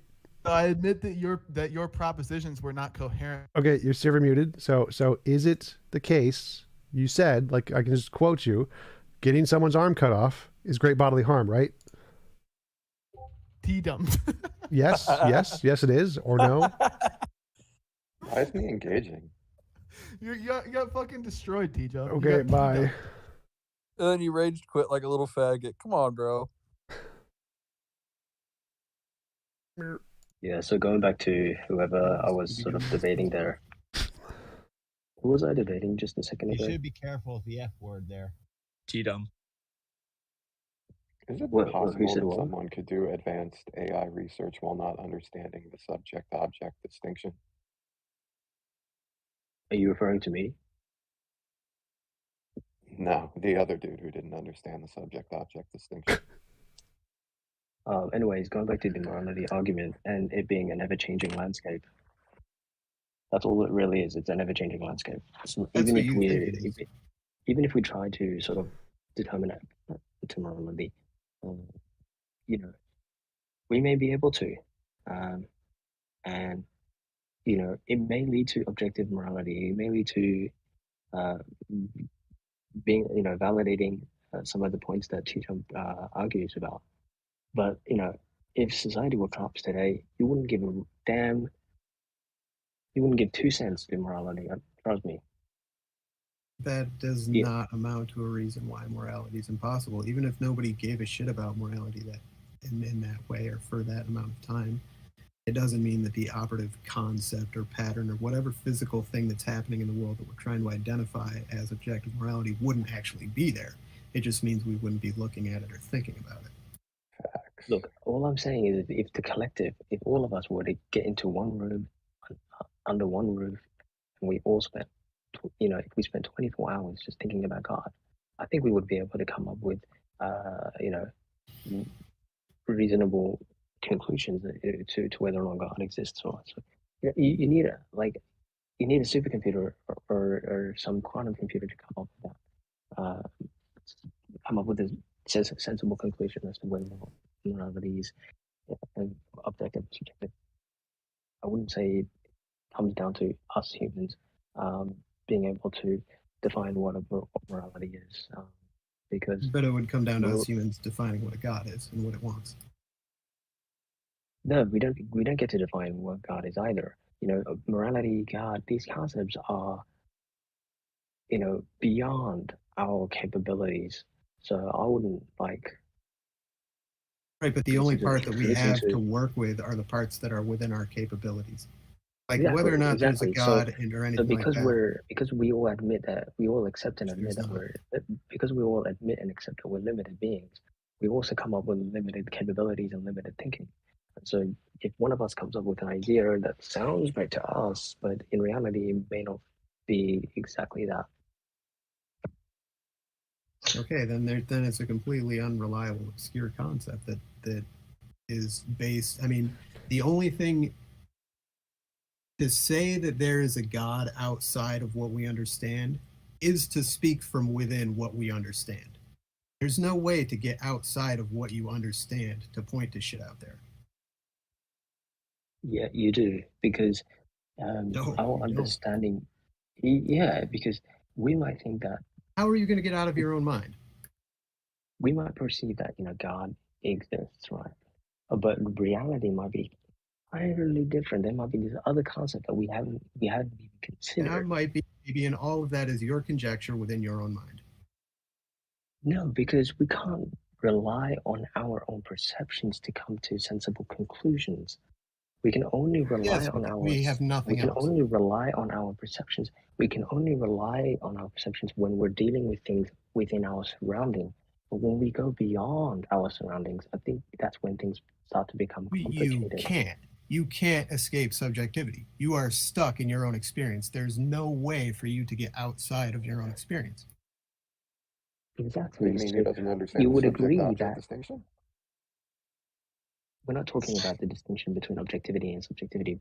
What we're talking about here is, you know, no, we're not. We're talking about us utilizing our limited thinking and gnosis to come to, you know, these conclusions that seem profound, but when in reality they may not be because of the fact that we're limited.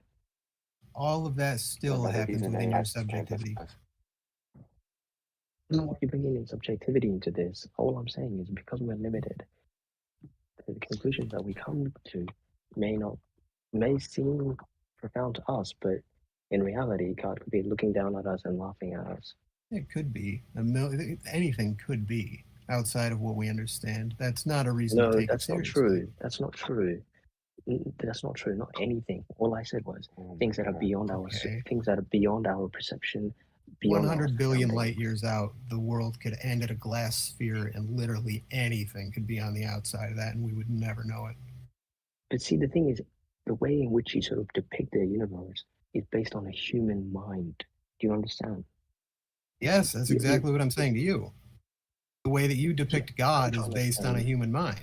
The way that you depict anything beyond a human mind is a human mind depicting it. There's no way for you to reference anything outside of a human mind in that way, in the way that you're trying to. And so if someone came up with an argument that sound profound to you that explained objective morality, would you hurriedly accept it, or would you? It would depend on the argument. Would you be convinced by it? It depends on what it is. Categorically, there's no way to say yes or no. It depends on the specific argument. Okay, but you have to understand that when we're dealing with these philosophical concepts, 9 times out of 10, we get it wrong because we're using our human mind to try to explain our reality. Right, but unfortunately, that is all we have. That is all we will ever have. We have technology today, do we not? Yes, we have technology, but we have our mind's understanding of what that technology does and what that information means. Okay, that's awesome. So you're saying that technology is merely an altered human being? Is that what you're trying to say? No. I'm saying that I'm saying that you're trying to posit that there is some God out there that we can't understand. It's just beyond our comprehension, right? And I'm saying that all of. Okay, what exactly are you saying? Then clarify. What I'm saying is these philosophical ideas and concepts that we are trying to sort of determine is beyond our scope. It's beyond our capabilities. And so, for example, morality, for instance, it's beyond our scope. We shouldn't even be considering morality. There's no real use case for our given experience. Morality is well within the scope of human experience. I don't think there's, well, maybe in Christianity or maybe in religion, you might find people that want to say that morality is divorced from human experience, but absolutely not. No, there's no morality in the stars. It's just a bunch of balls of fire floating around in a vacuum. There's no morality going on there. Morality has to do with human interaction, or with the interaction of living things. What I'm trying to say is that the stars exist, right? They exist above us. They're within our experience. But there is no tangible effect that these stars have on us. So, I can't hear you. Sorry, you're quiet. Okay, the stars exist, right? They exist within our experience, right? Does that mean that we should, look into them? We should what? Should we look into things, even though they exist in our experience? Should we look into things even though they exist in our experience? I mean, yeah. I don't get the point or the central thrust of where I go, because we like to understand things, and understanding helps us survive, and information is good. Okay, so information is good, and because we need to survive, all right. The aspect of surviving, I understand, but to understand the stars and to understand these complex philosophical concepts is beyond our scope. It's beyond our capabilities. So why should we even consider it? It's hydrogen and helium mostly. Yes, it is. An example of it is God, right? Example of it is God. Everybody has their own interpretation. God is. Look, God. Human mind, human thinking isn't significant. God is essentially the Minotaur. God is the Minotaur or the Kraken. God is a thing that ancient people used to make up to answer hard questions when they wanted the understanding that they didn't have the answers to. Like, where the fuck does the rain come from? Nobody knows. Well, let's make up an answer. Making up gods was just commonplace back then, and a lot of it's persisted because it's assisted state control and various other reasons. But as far as taking those concepts seriously, that to say it's beyond our comprehension is to say that the labyrinth and the minotaur are beyond our comprehension. They're not beyond our comprehension. We know where those myths and those ideas come from. People make that stuff up all the time. Used to for entertainment, still do in comic books, theater. It's like people do that shit. People make shit up like that constantly. But to say that you're referencing those imaginary beings actually exist in a separate dimension. It's called imagination. Yeah, it's called your mind, imagination. Yes, it's contained inside of your skull. That is the limit of that world. Inside of your head, inside of your brain. Your brain is the thing that exists. It's not. It absolutely is. Your brain exists in physical reality. Imagination doesn't exist in your brain. Imagination doesn't exist in your brain. It's not neurons firing. No, it's none of those things. It's not a physical mechanism that results in imagination. It absolutely is. Do you know how we know it is? Because we can literally cut your imagination with a scalpel. We can perform brain surgery on you and get predictable outcomes that happen in the deepest, most personal parts of your subjectivity.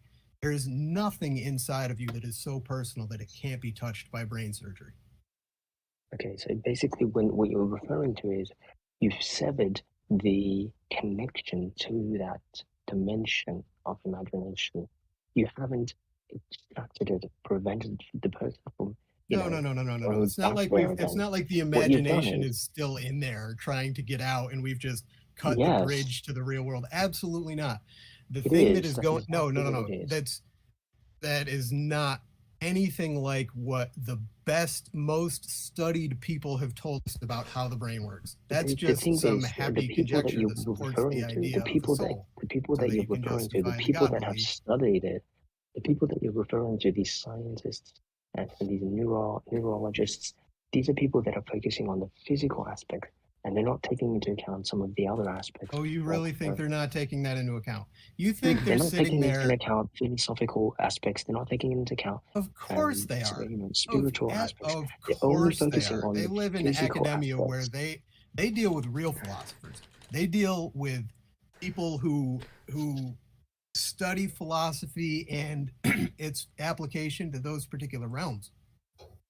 Like no, they're not in a vacuum. They're not some idiot in a lab coat tinkering in the. You need them to be that so that you can hold on to your God belief. They are not.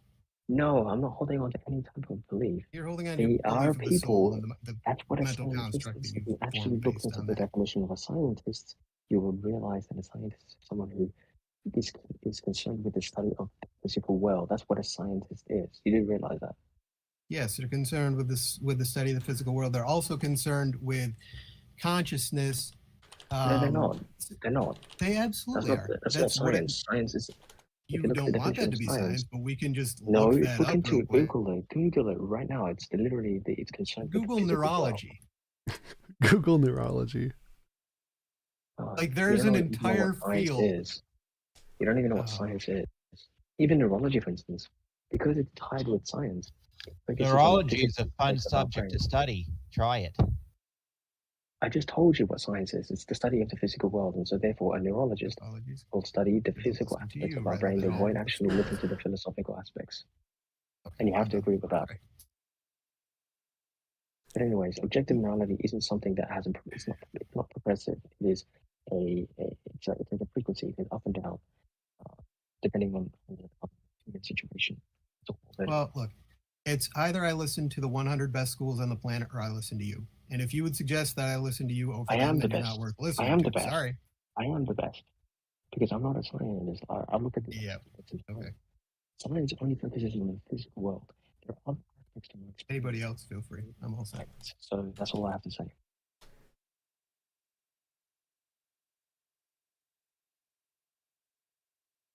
There's nothing to argue against, TJump. There's nothing there. Just wind.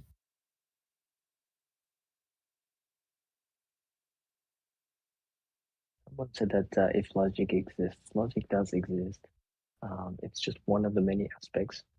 I don't think it's the aspect that we should all focus on. We all know what logic means. It is referred to coming up with logic, reasoning. That's right. And it does exist, but it's just an aspect. Logic is concerned with reasoning conducted or assessed according to the strict principles of validity, right? Whether or not something is valid.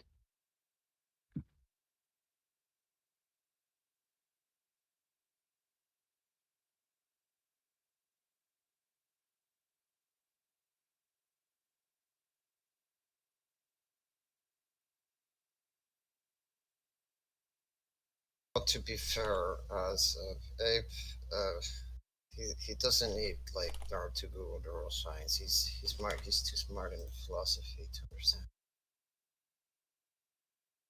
I should. Logic is reasoning conducted according to the strict principles of validity. That's what logic is, right? Coming to sensible conclusions that can be validated, right? So you know. Yeah, did I make the guy leave? My bad if I did. What was that? Hello?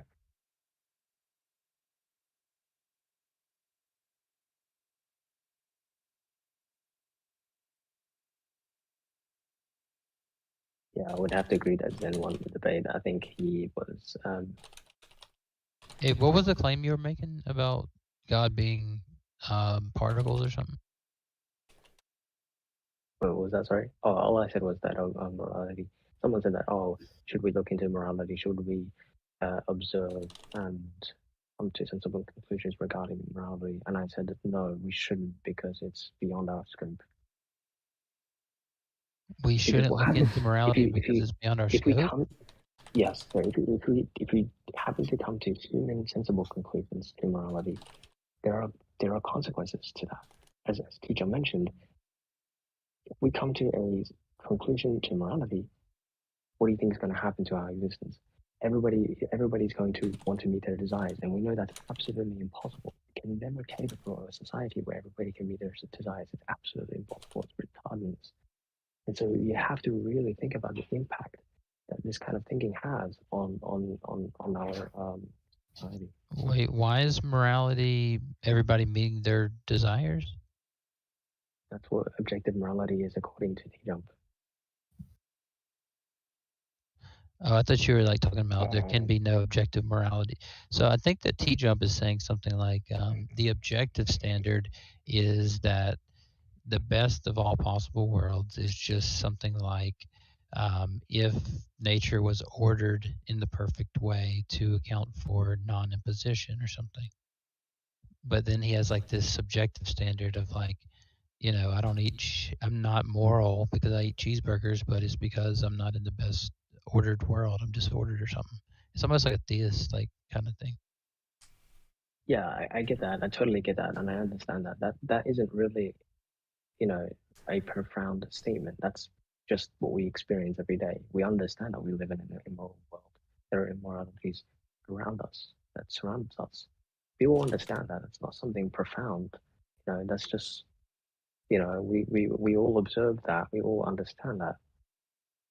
But to come to quote unquote sensible conclusion to morality being objective according to human culture, that's when things become dangerous, because the outcome that TJump is looking to sort of bring about is for everybody to meet their desires and for everybody, you know, to focus on themselves and to, you know, self-love and all of that nonsense. And the world is trying to bring in. Can I say something? I'm actually completely a subjective moral relativist. There is no such thing as objective in my point of views. Cool. Okay. Awesome. But yeah, just be very wary about what TJump's goal here is. He's clearly looking for us to continue to develop technology so that we all meet our desires, but we all know we can't meet all of our desires. And to meet all of our desires isn't actually something we want anyways. It seems like you're assuming his motive, but I don't know, just from my experience with TJump, it seemed like that he has this conception of a best possible world, and he's trying to like work out what would that mean for morality and moral intuitions. And I'm not sure. Maybe he does have this other motive that you're suggesting, but from my experience, it just seems like he was saying something like, "Look, if you just follow it to its logical conclusion, there is this, thing that seems like a better world, and thus, if we were to be moral, let's say objectively moral or morally perfect or something, then we would never impose on will or this type of thing. But that we have to in this world or something. Do you think there's a contradiction there? There are two contradictions there actually. First of all, if we are to live in this world of pure morality, that world, according to TJump, is a world where people meet their desires, right? Everybody's meeting their desires, and we all understand that we can't meet all of our desires.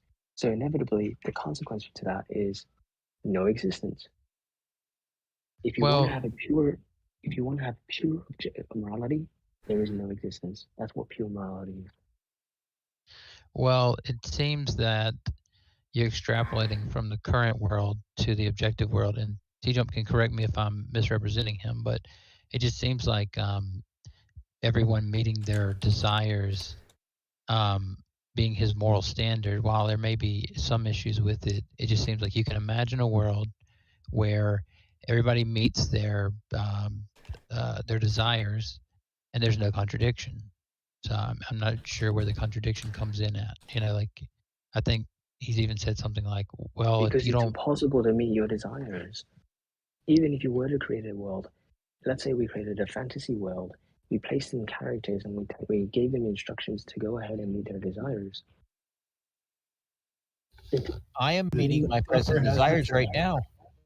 Right. Yeah, So Zen wanted to say something. Wait, one sec. I unbanned Zen for like 5 minutes because he paid me $2. So let's see if he can make a coherent argument this time. Oh, thank you for unbanning me, TJump. So, if there's a cutoff point, is everything before the cutoff point still a valid and sound argument? No, because I object to your definition of the word. When you say Great bodily harm? Enacting bodily harm, so that temporarily invalidates the soundness of the proposition. Temporarily means time-based, so that doesn't work. So you said in the debate. Because I'm saying it's a provisional claim. Temporal is the wrong word there, but you said in the debate. You can establish the soundness of the propositions. Right. So that's why I asked. Is not valid. That's why I asked in the debate, if you cut off someone's arm, is that great bodily harm? You said yes. Are you taking that back? Yeah. No, I would agree. Okay, so great bodily harm is a coherent concept. Yeah, if you can define in the sense of the pregnancy, if you can define what great bodily harm is, then I'll accept that you didn't get T-dumped. But for now, yeah, so physical pain, lots of physical pain. That's good enough. So if you agree that cutting your arm off, how are we grounding that? What physical pain? Whoa! This is just basic intuition here. If cutting someone's arm off causes great bodily harm, then shoving a bowling ball up your ass would also be great bodily harm, right? Right, about the same. Let's keep this on the topic of pregnancy, because I think again. So a baby weighs up to about 10 pounds, right? Babies weigh. During the T-dumping, I said this. The most painful part of the pregnancy is the actual delivery. Yes. So wouldn't you say that abortion would be justified all the way up to term? No, not necessarily, because the most painful part doesn't necessarily mean that the cumulative amount of pain would qualify. So you said a great amount of pain. Yes, doesn't mean any pain. So, as I said, most experts say it's like after the first or second trimester, depending upon, as I said in the debate, most people like in the first or second trimester. Wait, stop! I'm going to mute you. Most of the experts say that it ends in the first or second trimesters when it stops being justifiable, as I said in the debate. The T-dumping? Is that what you're talking about? The debate? The T-dumping? Where I wrecked you and showed you didn't know basic logic. You got fucking So wait. I'm going to mute you. So as I said in the debate, most experts say in the first or second trimester. So you're gonna bring up the point. So I answered your point. I answered your point in the debate, and I crushed you. So no, you got T-dumped. Premise one. Wait. So I answered all of your questions accurately. I said yes, there is a cutoff point. T-jump got T-dumped. Who in here thinks that? I think server muted. Server muted. I think he got T-dumped. To be honest, I think you're functionally, mentally a child. You're emotionally incompetent, and you're incapable of admitting when you know. Shut up, Faye. This Zen guy is weird. He is. He's stupid. I hate that I missed the debate. What is the dispute here? So I made the argument that we're one sec. debating on how badly he got I'll mute Zed and let him talk after. So I made the argument that pregnancy can justify use of lethal force because it's self-defense, because pregnancy can qualify as great bodily harm. And then I quoted all the different legal papers that literally say this: pregnancy qualifies as great bodily harm. And then his argument is define great bodily harm and tell me what the cutoff point is. And I said, well, I don't need to do that because it's obvious. Like, the effect of pregnancy on the body causes enough physical pain to qualify as great bodily harm. I don't care if you want a specific definition.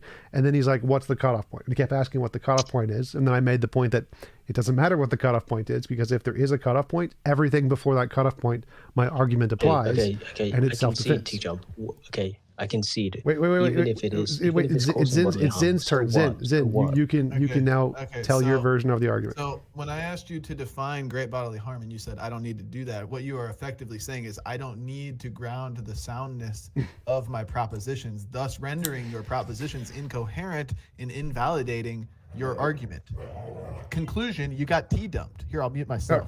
Oh, you don't need to. Like, if you stop talking, that's perfectly fine. So essentially, his argument was he's going to bring up a pedantic definitional thing and not actually address the argument. So my argument was both sound and valid, and he was trying to bring up a pedantic definitional point, which is irrelevant. If it was sound, then the propositions would be coherent. I'll have to server mute Zen Shapiro. So, like, if I tell you what I think the analogy I used was, all men are mortal. Socrates is a man. Socrates is immortal. And you bring it up, well, what really is a man? How do you tell the difference between a man and a Africa, like whatever, Homo africanus or whatever? Like, that's irrelevant. Like, everyone knows what a man is. You don't need a specific definition of a man. So if we use something that is pretty obvious, like great bodily harm, like obviously having a baby does a significant amount of pain and stuff to the body. So I don't really need to define exactly what great bodily harm is, because the point is there. It's obvious. You do, because it's subjective. You do. It does not. It doesn't. Abe,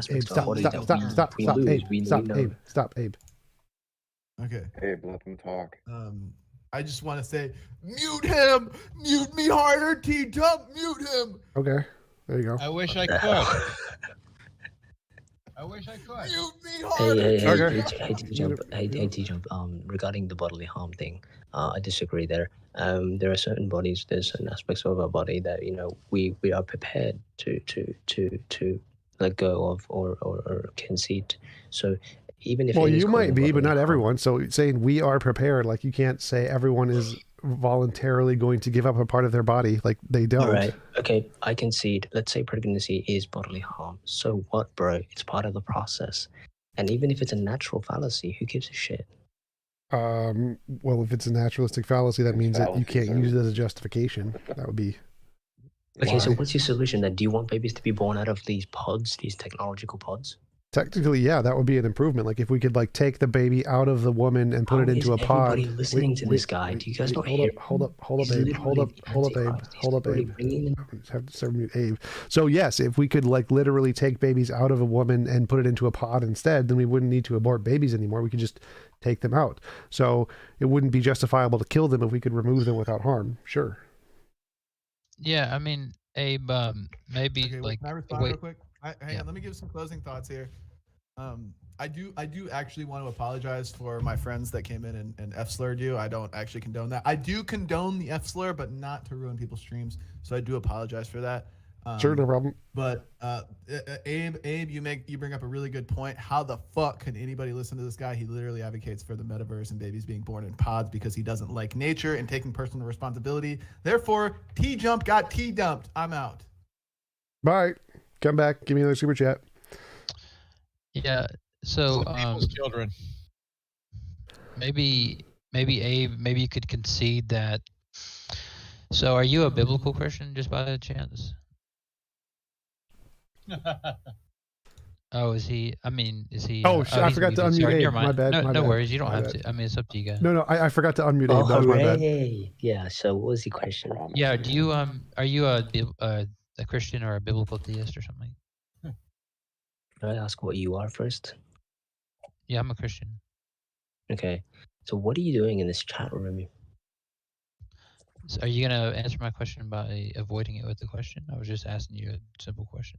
I'm purposely avoiding it because I'm not comfortable What does theistic responding. position got to do with anything? Okay, well, You see, I like Christ Mango said- better than Zen. Mango is more intellectually honest than Zen. Mango is better than Zen. What's up, guys? Who is Bingo? Abe is Mango. Again, as Zen mentioned, the world that TJump wants to advocate for and bring in is horrid. Do not support it. Well, I'm not How's supporting everyone it, doing here? but I'm just asking you a question because I think Who's there up for might a be. $5 super chat? Can you be quiet, please? He's trying to ask a question. Well, I just think there might be like a point of like a bridge here where, like, if you are a Christian, right? We're in a disordered world, right? And so, what's called the Garden of Eden was like this ordered place, right, where humans were in order, and the birth pains was a curse due to the fall. It was due to humans becoming disordered. Actually, no, you brought up a really good point there. Actually, I think paradise is a really good example of the type of world that TJump wants to advocate for. The world where you meet your desires and there are no consequences.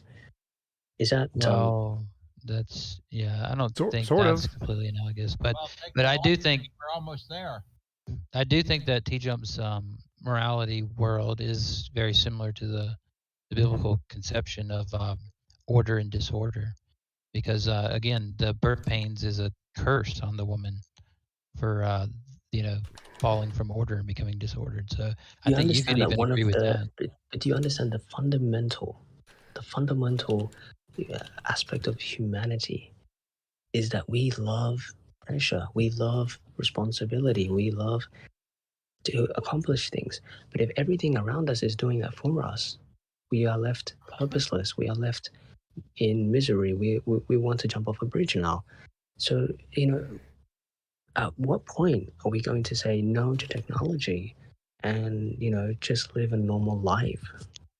Well, it could be like on the biblical view that being in the best possible world is just being ordered, and being ordered just means to, like, on the biblical worldview, it's to love God with all of your heart and mind and stuff, and then love your neighbor as yourself. And so maybe he's just saying that, like, there's a possible world like that where people live out their desires, but their desires are in accordance with some sort of order or something. Like maybe some people don't desire to murder everybody or something in that world or something. You know what I mean? Like maybe we're in some disordered state where And it's not moral because there are psychopaths who are literally wanting to kill people. So well, in a in this moral world, yeah. society, according to TJump, he will need to somehow, build a society where killing is fine as long as people revive instantaneously, for instance. If people are consent to that, if they consent to playing a video game where they can die and revive, then it's fine. But if they don't consent to it, you couldn't kill them. Okay, so then it's definitely not paradise then, is it? Because in an ideal world, you would be able to kill anybody, but then they would just revive, and so they would just brush it off. No, in an ideal world, you wouldn't be able to kill anyone unless they consented. Okay. Anyways, but so the Christian guy, you mentioned a really good point there. You said we're trying to create an ordered world, but the thing is, you have to understand the world. Who is the king of the world, by the way? Can you answer that question? No one.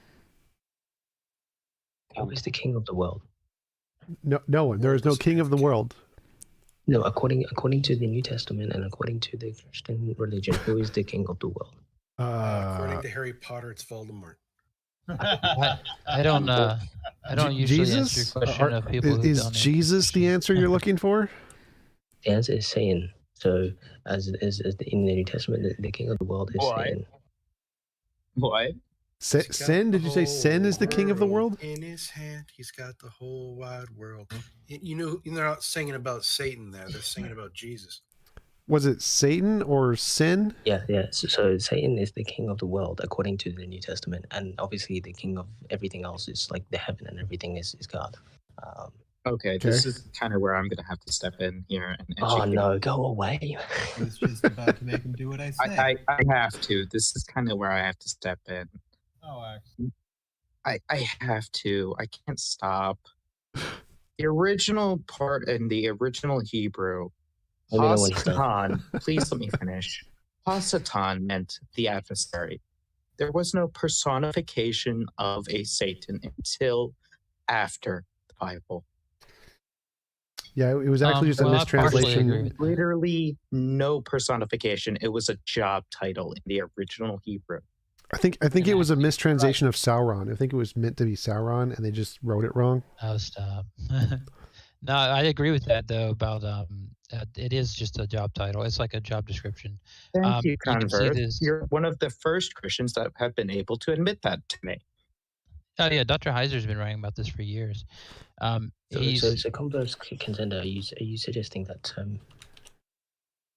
Sorry, not suggesting, but are you proclaiming that the Earth is the final abode? No, there's going to be a new heavens and new earth. That's not what he's saying. He was saying that So Satan, no. You just answered my question there. If it's not the final abode, then why should we aim for a technologically advanced society where they do everything for us and we all meet our desires? Isn't that sort of like a sort of trying to interpret paradise on Earth? Isn't that what we're trying to do? If everybody could actually get along in the world, we actually could make this heaven on earth. It literally could be. But We isn't have that, more that's not than the purpose, though. technology to actually do it. That's not the purpose, though. If it's not the final abode, then that's not the purpose, is it? Well, like the purpose of life is homeostasis. The idea of finding life in balance with reality, and we are happiest when You have no idea what homeostasis is, mate. Well, Abe, it sounds like you're saying that. It seems like you're making the argument that, like, well, I'm just going to keep smoking because you got to die from something. And I don't think that's what the New Testament teaches, right? It teaches that you should go out and serve others. Count Philippians chapter 2 it says to regard others more important than yourself, and so forth, right? So it's going to be different from. I'm not defending TJump's world. I'm just saying, like, you can conceive of how it would be true if you just. I mean, in a possible world, there's no like logical. There isn't a single verse in the New Testament that proclaims, for us to create a paradise on earth. It's merely a book of morality. That's all it is. Well, I didn't say It's not even that, Abe. It's not even that. Yeah, and like Abe, I don't see the Old Testament laws as like deontic restrictions for all time like you do, though. Like, because there are just too many examples where God Himself changes the laws because they're for disordered creatures. Well, Abe, don't you think the Old Testament was written by the devil? Yeah, definitely 100%. Oh, really? Do you even know what the word devil means? Dude, you've told it 1,000 times. Just cut it out. Wait, what's the original meaning of the word devil? Dude, you've said this like 1,000 times, bro. Get help, please. Satan Shut isn't the same as devil. Satan is different than devil. Oh my god, he's literally said the same thing like 1,000 times. We get it. Okay, so then you can answer my question. What's your goddamn mother question? I said, do you know what the original word for devil is? Just say no. It's totally fine to say no. It's no one's gonna. If judge I say you. no, he's gonna, start to just say something. Well, he's gonna do that anyway. He's gonna do that no matter what you say. It's gonna take longer if you say yes and get it wrong. So just say no. Yes, I know all of the definitions. Okay, you don't have to go ahead and explain it. Then tell me what the definition is. See, it's just gonna take longer. Like he's gonna say it anyway. So just say no. Try no. Is everybody in this audience like an instance of serious? Maybe you'll get lucky and you'll actually give the correct definition. Okay, go ahead, mate. Go ahead. Do your thing. No, I want to know if you know. Oh, I don't want to know about this crap, bro. Just do your thing. But it's important. If you believe that something is written by the devil and you don't know what the original meaning of the word devil is, it's kind of... All I need to know is he wrote the Old Testament. That's all I need to know. Wait, do you accept the New Testament? Yes, that's obviously like, if you think about it, it's like... Wait. Then what does it mean? Version. Then what does the New Testament mean when it says that all Scripture is God-breathed, theanustos? What was that? Sorry, could you repeat that? Yeah, you said the devil wrote the Old Testament. What does it mean when the New Testament writer said all Scripture is God-breathed? Theanustos is the word. That's a contradictory statement. I don't Well, it agree is with that. contradictory on your view because you think the devil wrote. No, because if you look at one of the main tenets of the New Testament is that woe to the Pharisees, woe to those who follow text. So I don't know what you're talking about. Well, they thought, yeah. Well, that's because they misused the text, right? They try to use them as. So are you not misusing it right now? How? By saying that the Old Testament is of God when it's not. No, I just quoted a scripture to you. You can accept it or reject it. No, you quoted garbage. That's what you quoted. One of the main so you tenets. think the New Testament is garbage? Okay, it's fine. No, what I'm trying to say is because it's gone through evolution, it's bound to have statements and verses in there that are man-made and not God-made. Okay, so all I'm going to say is that the Old Testament laws, just as it says, is Christ says in Matthew 19, they were given to you for the divorce law because of the hardness of your heart. He's saying you guys are barbaric. Stop. You sound ridiculous. I just quoted another verse. You're saying in the Christ source, is ridiculous. You're lost in the source. You're contradicting what God said. He said, "Don't get lost in the source. Don't get lost in the text." What verse is that? I like how Don't you get lost in the text. What verse is that? I like Literally the said, fact that "Woe to the Pharisees and woe to those who follow dodged my text." original question. I don't I'm think not you gonna like answer the your New question, Testament. I'm sorry. Yeah, but I don't think you like the New Testament. I don't think Abe even knows what the original definition is. Hey, The definition Converse, that you're referring to is one question of. for you. Do you know the original definition in Greek? What devil means, essentially? Oh yeah, because say Greek no, is like Abe, the please, language of Abe, everything. please try this. Please try to say no. Just see what happens. I want to experiment. All right, Do an no, experiment. I don't. Go ahead. It means slander. There was no divine claim behind it. Thank you, Siri. I appreciated that. You want a cookie now? Yes, I do want a cookie, please. I would appreciate that. Raisin oatmeal would be my favorite. If you get a cookie from me, it's going to be at least 100 milligram. Funny. Sometimes I wonder if I'm talking to human beings or if I'm talking to like Siri or some Google search engine. The point Seriously. is you deified an action. You can't deify an action. Actually, I'm not so sure about that. Like that, you can do the same thing. Like Romans did the same thing. Like Echo, the goddess Echo. I mean, you're right. You can deify an action, but like. Well, you just contradicted yourself, mate. Just sit down, please. Echoes are a thing. Okay, so here's why I contradict myself, because I forgot about that one particular goddess. This isn't a place of forgetting. I'm sorry. The point is, why do you have to deify something that was originally meant to slander? Look, mate, you gotta make life simple, man. Like, you overcomplicating things, and you're I'm not introducing these overcomplicating concepts things. into your It's life. called I think- ethical. Really, I think Abe's argument is that he doesn't agree, like, with your original definition. Like, I think he would say that the modern interpretation is more accurate than the original definition. I think that would be his argument. Doesn't form a coherent, beneficial, favorable. Like, Abe, you would say that the word devil refers to an entity, not an action, right? It's just merely the opposite of what God has commanded. So someone who does the opposite of God has commanded, then you're just basically venerating sin. It would be an etymological fallacy to say that the ancient Greek is relevant anyway. Technically, yes. It's really not. I'm not saying that at all. Well, no, Abe, he was critiquing what Axiom was saying, not what you were saying, I think. Yeah, he was, but it's not necessarily true though, right? Because as long as you admit that there's multiple definitions, you could appeal to like the etymology to be like, well, I think this is a better use of the term, but there are more usages or something like that. The point is, why is one more correct than the other? Why did we differ from the original source over this different being? Why was there a change? You infer indexically, like from the sentence, what definition is being used at any given time. Yeah, but that's not the point now, is it?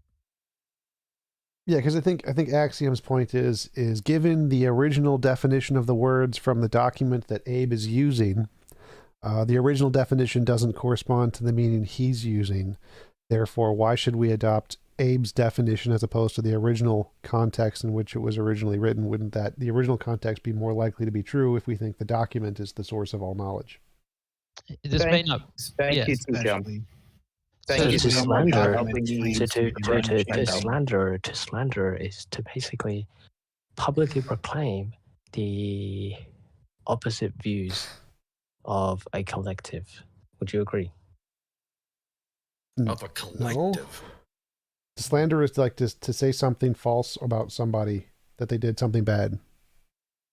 We can agree that something that is false is the opposite of true, right? Sure.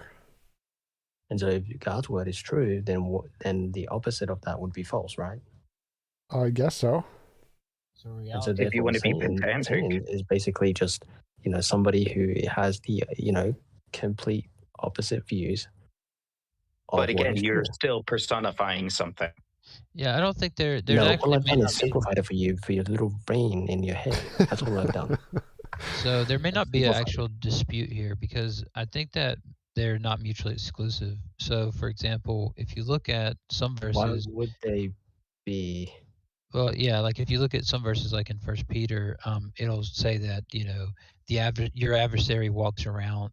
Your adversary, the devil, walks around like a roaring lion. So it's using a fictive entity as well as the term the adversary beforehand. So it's like your adversary, the devil, walks around like a roaring lion. So it's using like an What that verse actually means is like, one of those social justice warriors that we see protesting and looting. That's what that means.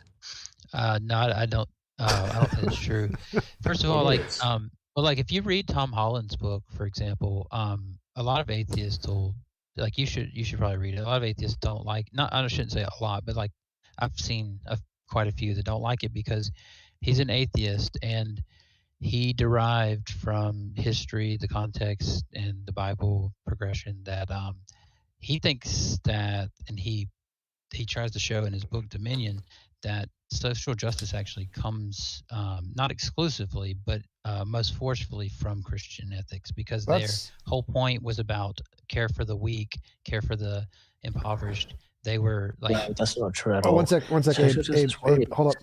From the fact that society has become so advanced. Abe, I'm going to mute you. So, Converse, I actually had a really interesting question about that because I had a conversation with a progressive Christian recently, and one of the questions I thought of was, do you think it's weird that the people who are the most open to progressive ideas seem to be the atheists, and the people who are least open to it are Christians? If what you just said is right, that progressive ideas come from Christianity? Yeah, so Tom Holland, what he argued, I think he makes a great point on this. Is he says that he wrote a book about how barbaric or whatever Muslims, the Muslim culture was when he went over there, and he's like a Roman or a classicist, and he said that somebody stood up in the audience. I'm getting to your question, but he said somebody stood up in the audience as a Muslim and said, "You would never do this with your own views, being an atheist." And he said, "Okay, I will do that." So he went back and tried to challenge his views, whatever. He says that he realized that everybody has these myths, and he said my myth was that the Enlightenment gave us these more progressive morals and so forth. He said, but whenever I looked back and actually done all the research, and he documents all the sources in his book, he said the Enlightenment didn't give us these things. It was he points out of all the instances of Christians doing, not that they did it exclusively, but that they brought about these ideas and so forth. Wait, was that answering the question? Well, because he said that he thought that atheists were being, like it's because of the Enlightenment getting away from religion that we were taking these progressive. If you just mean like today as a phenomenon, it just seems that like it's intuitive from what he calls the Christian culture that we're raised in, and that Christians, the reason why a lot of them take the more conservative right-wing view is because they've been kind of conditioned by the traditions of the Western Christian tradition. Isn't everybody conditioned? That's a stupid argument. Well, it seems like the not that they're conditioned by the Western tradition, but that literally a lot of things in the Bible say bad things about the LGBT community, and so it seems that people who adhere to that ideology are more likely to not be accepting than people who don't adhere to that ideology. Also, don't forget about the thought crimes. Yes. You do realize that particular group of people, they have been rejected and accepted throughout history. So I'm not sure what you guys are referring to. Well, keep in mind, like Christ said, that what you do to the least of these, you've also done to me. Right? Nothing to do with Christ, bro. People have accepted the LGBT group in the past, time and time again. They've accepted them, they've rejected them, then they've accepted them, then they rejected them. The first will be last, and the last shall be first. If you look through consistently, you're going to find all these. Bro. I'm brainwashed. You haven't quoted scripture. You just keep saying what you feel is true. Why are you quoting scripture when literally God said, stop quoting the scripture? It just sounds like you're saying, I feel this. I feel this is true. He literally said, woe to the Pharisees. The irony what of are you that. talking about? The irony of God said stop quoting scripture, so stop quoting scripture. Like, yeah, it's really ironic. But not only that. that, think about what he just said. Christ went to the Pharisees who were taking the law and heaping burdens on the average people and What are you the doing poor. to me right now? And That's what guess you're what? doing to me And right guess now. what That's he what you're doing said? to me He right said, now. he said, "Woe to you who are, heaping these burdens on these poor people, Pharisees." That's what you're quoting to prove your point. Look what you're doing right now to me. Every single response you gave me, you ran away to the scripture for shelter. Dude, That's not how God we're operates. That's not debating how the God Bible, operates. right? That's not how God operates. God isn't the Bible, you idiot. Okay, well, you never said whether you were a Christian or not. You just said that you accept the New Testament as Oh being my God, scripture. these religious fanatics. The Bible is not God. You do realize that. Okay, so you just don't accept the New Testament as your Are standard. you okay, bro? Are you okay? God is not the Bible. He's not a book, bro. Okay, did I say God was a book? That sounds like a straw man. Keep running to it for shelter. Because you said that you accepted You it as a keep standard. running to it for shelter. I think you should run to an article about projection for shelter. Yeah, for sure. Sure. For shelter, what? I mean, like every interaction I've had with Converse, Converse didn't quote biblical scripture to me. Right, Converse? That wouldn't make sense. What I'm doing is an internal worldview critique. So if you say that the New Testament is your standard, I use it against you. If you say you don't accept it, then I just go, what about on your secular worldview, blah, blah, blah. So yeah, Axiom's exactly why right. would you assume that I would have a secular worldview, or I would have this worldview, or I would have that worldview? I just asked Bro. you, do you believe that you said Do you you believe rejected that the Old God is a Testament? book? Do you believe that God is a book? No, that's a straw man. You said you accept the New Do you Testament. believe that as being God is a scripture. book? Well, the Bible's not a book, first of all. It's a library. Bible's not a book. What? No, it's a library. It's a library. Okay. Let's say this. It's a bunch Do of you different think books. that in one. 66 or The more Bible, books. not a book. It's a collection of literature. It's got poems. It's Okay, got, let's say Jesus left no scripture at all. How would you conduct your life today? I'm sorry, Humanism. what was the question? How would you go about living your life if the scriptures never existed? Humanism. Just as our ancient ancestors did. They figured out how the family worked. They figured out how the tribe worked. And that ethos of reciprocity is so ingrained in us that we actually feel pain seeing other people in pain. We have circuitry in our brains that make us feel this. So how is it possible that you don't know where morals come from? They've been around a lot longer than your God. Owned. I don't agree with him entirely, but you have to understand. Wait, that he God was is not talking to you, I scripture. thought. You're the God one is that asked not the a question. scripture. God Yeah, is not a scripture. I was God talking is to not him. a scripture, He was bro. talking to you, Abe. Were you talking to me? It's way to self-own. Way to Aren't go. you the one who asked the question that he answered? No, that was the other guy, the Christian guy. What? I'm the one who asked, do you believe? I'm the one who asked, where do you get your morals from if the Bible didn't exist? Oh, okay. So where do I get my morals from? I didn't ask you that. You asked that out of the room, and the guy answered you, and you said I got owned. No, I didn't say that. I said, You're not tracking. no, I am tracking. I'm listening attentively. I don't know why I was being calm and like relaxed with it. I don't know why you had to turn it into this type of debate. What was that? Sorry. I said I was being relaxed and like just asking you general questions. I don't know why you had to turn it into some type of adversarial thing. Yeah, so basically you keep referencing to the New Testament. So just say you don't accept it as a standard, and I won't. I don't accept it as a standard? What? What does that mean?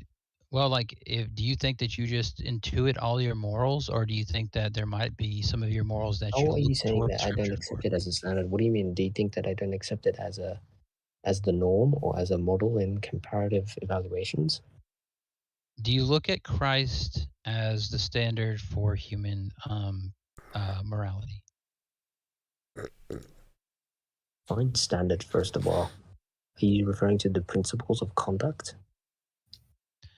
I'm referring to when you say you should have done something, you're pointing toward a standard by which you should have done. You're saying, you can improve, you doing this action is an improvement, is saying an improvement toward some standard.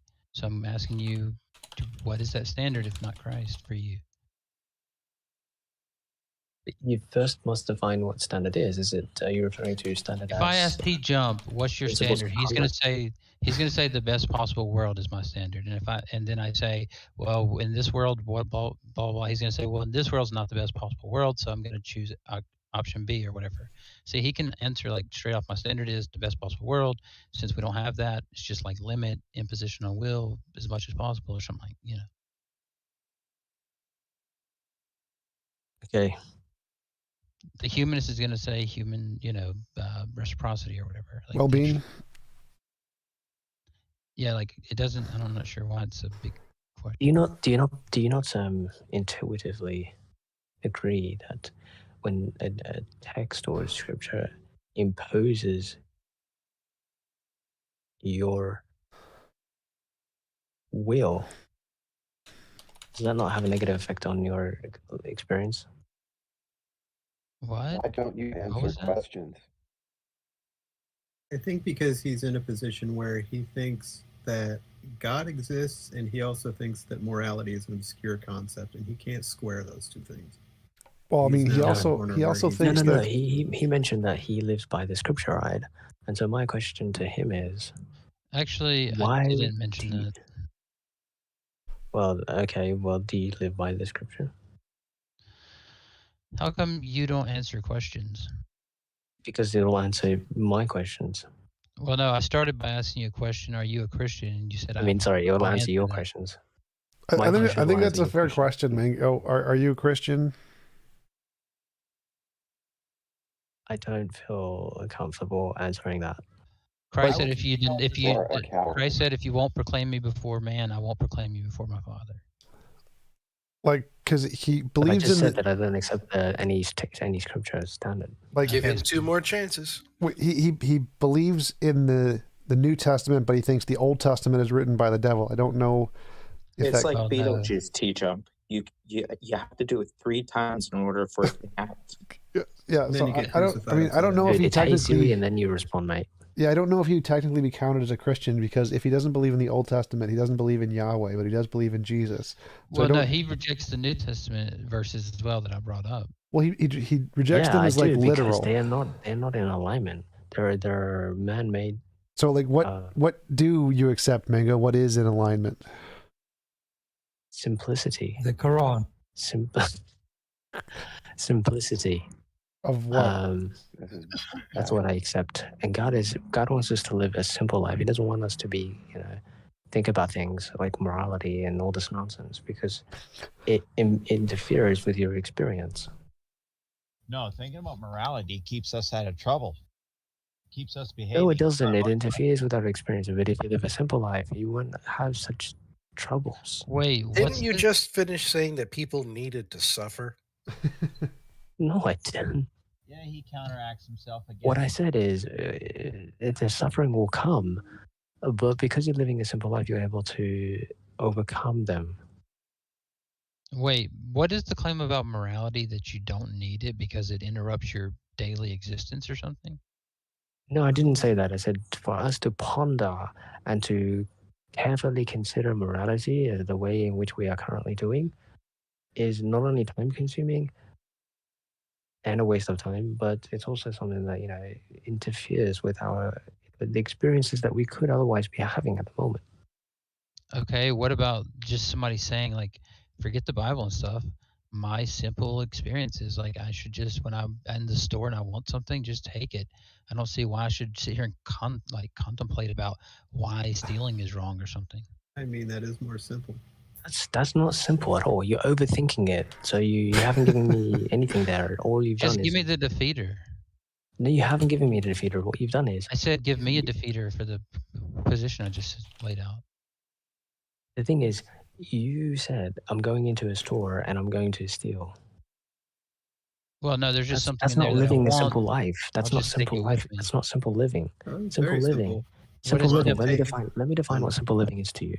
For you, simple living is taking responsibility for yourself. That's simple living. Yeah, taking responsibility when I'm hungry is taking something and eating it. I don't want to have to bear all these, complex questions about morality to just take a candy bar from a store. Oh God, are we going to get into to Mango saying You know that? exactly what I'm referring to. Wait. This is not what I'm referring to at all. This is not what I'm referring to at all. You're misinterpreting everything I've said. I'm asking for clarification because I don't think this view actually works. Yeah, I'm not sure you thought it through. Oh, his If view you live a definitely simple doesn't work. life- Like his view if you is live a simple ridiculous. life, if you live a simple life, you're not going to be going into a store and stealing. That's not living a simple life. I don't know what you mean by simple then. It's just a declarative statement with like. It means taking responsibility for your own life. Yeah, if You I'm know, hungry, it'd be if there taking are- responsibility to grab a candy bar or something. No, that's a contradictory statement. Because you're not taking responsibility for yourself. You're going out and committing crime. Yeah, but what is crime? Like that sounds like a moral type thing, and I don't need to. It's not moral. It's just the laws on which people governed by. Well, what if I live in, under Sharia law or something? Should I just follow those laws without questioning because it's more simple? Well, I mean, because humans aren't living a simple life today, it's kind of impossible to really live a simple life because there are so many complications in life now.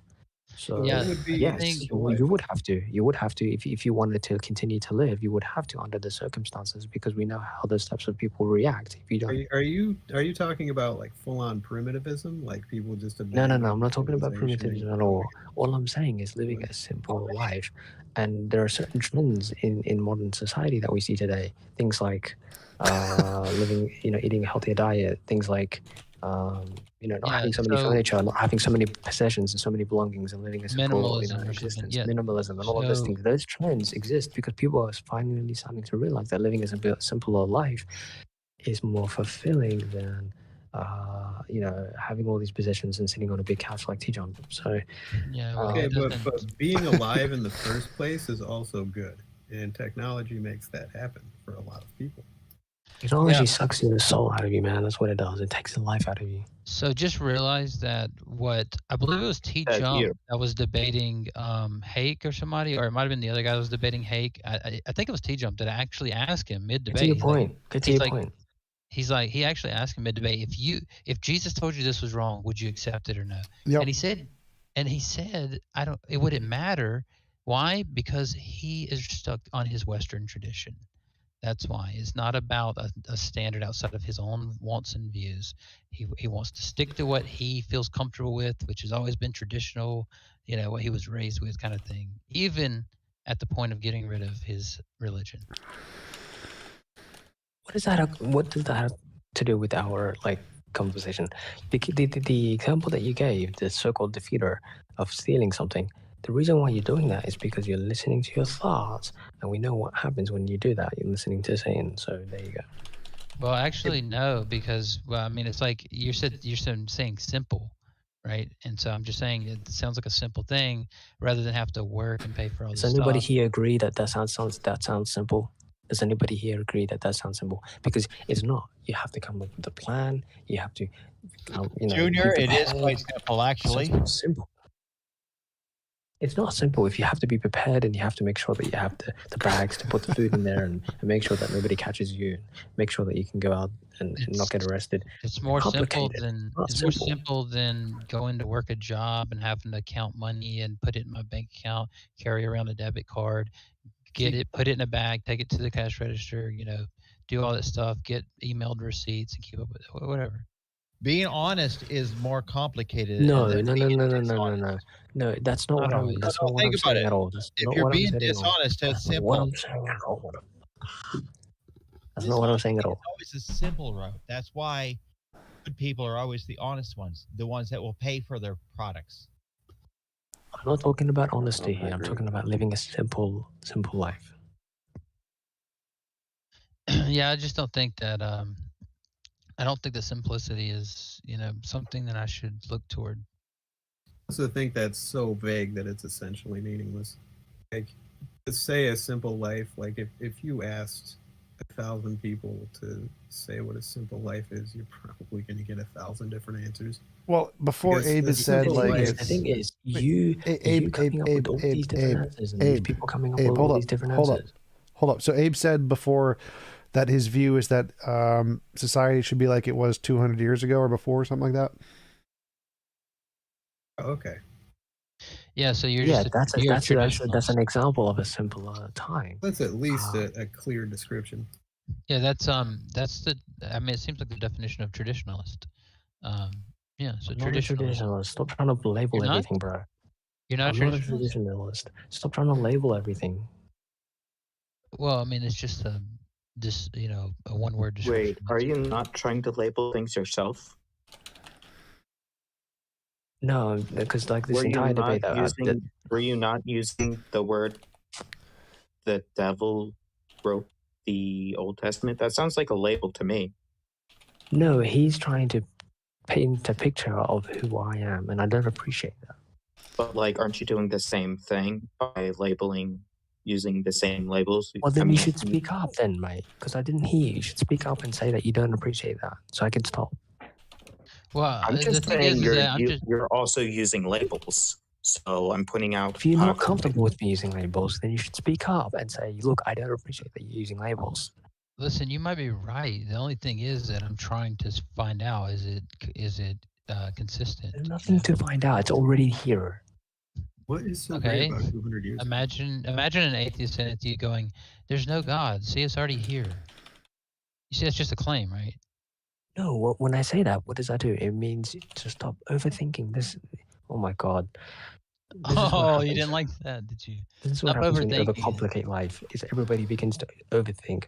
Stop overthinking it. Yeah, but imagine This an atheist would atheist say telling that, excuse me, this atheist says the phrase, "There's no evidence of a God."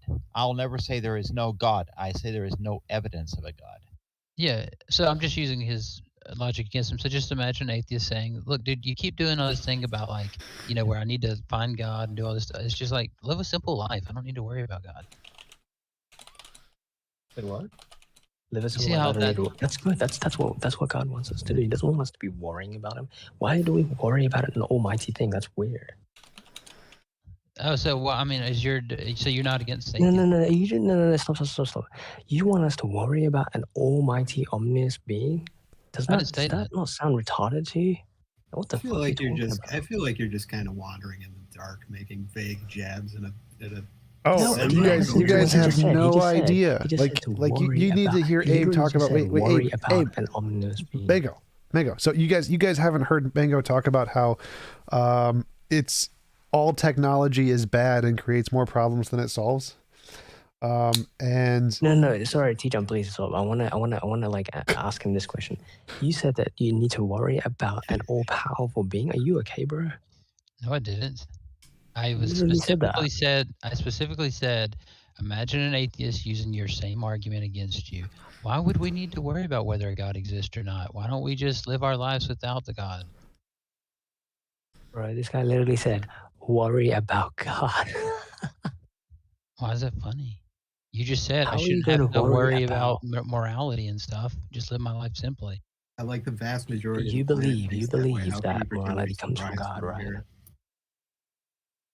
Bro, I'm You just believe in taking what morality you comes from say and using it against you, basically. No, you haven't used nothing against me. You said morality comes from God, and therefore you need to worry about morality, which in that case you would be worrying about God. That's nonsense, bro. Why would you worry about something that's omnipresent? That's so dumb. I didn't say that. I said you can literally imagine said an that. atheist using your same logic against you. Do you even know what logic is? Logic is the reasoning conducted or assessed according to the strict principles of validity. So nothing you said. Why should that doesn't in sound accordance. simple? Why should I care about logic? That doesn't sound simple. Yeah, what's more simple? Just want to live Abe, a simple, traditional life. You know all of the things, and we all must listen to your definitions. Is that the simple path? Abe knows everything, and we don't know shit. No, I never said that. We all know it. It's just that certain groups of people are just, they're in their thoughts all day, like TJump, and they aren't able to really be present and experience life. Are you sure about that? Hey, TJump, quick question. Sure, go for it. Do you enjoy life? Over the past 6 months, I'd say yes. Before that, I'd say no. So every now and again you have your downs, but I get. Well, I get for what the you're saying. first 30 years or so was like a down, but yeah. I can get that. So Abe, you just got Black Swan. How do you feel? You know what? I'm not going to answer your question, but I will ask a question to TJump. Hey, TJump. How is your relationship with your father? Wait, are you Jesse Lee Peterson? We don't talk much. I just realized What about your mother? What about your mother? We don't talk much. Do you ever visit them at all? Nope. Is there any sort of particular reason, if you're comfortable to share? Because I never enjoyed speaking to human beings in my life. So for the first 30 years, I never spoke to anyone. Is there a reason why you didn't speak to anyone? Major depression, social anxiety, high function autism. And so are you blaming it on your autism, or are you blaming it on the sort of your upbringing? The autism. I think that's completely redundant, Abe. The chemicals. I'm getting somewhere. Just please calm yourself. I'm getting somewhere. The chemicals in my brain. Or biological mechanisms. So the chemicals. Wait. Question. Very important question that you should address. Dude, why do you have to insult somebody to make a point?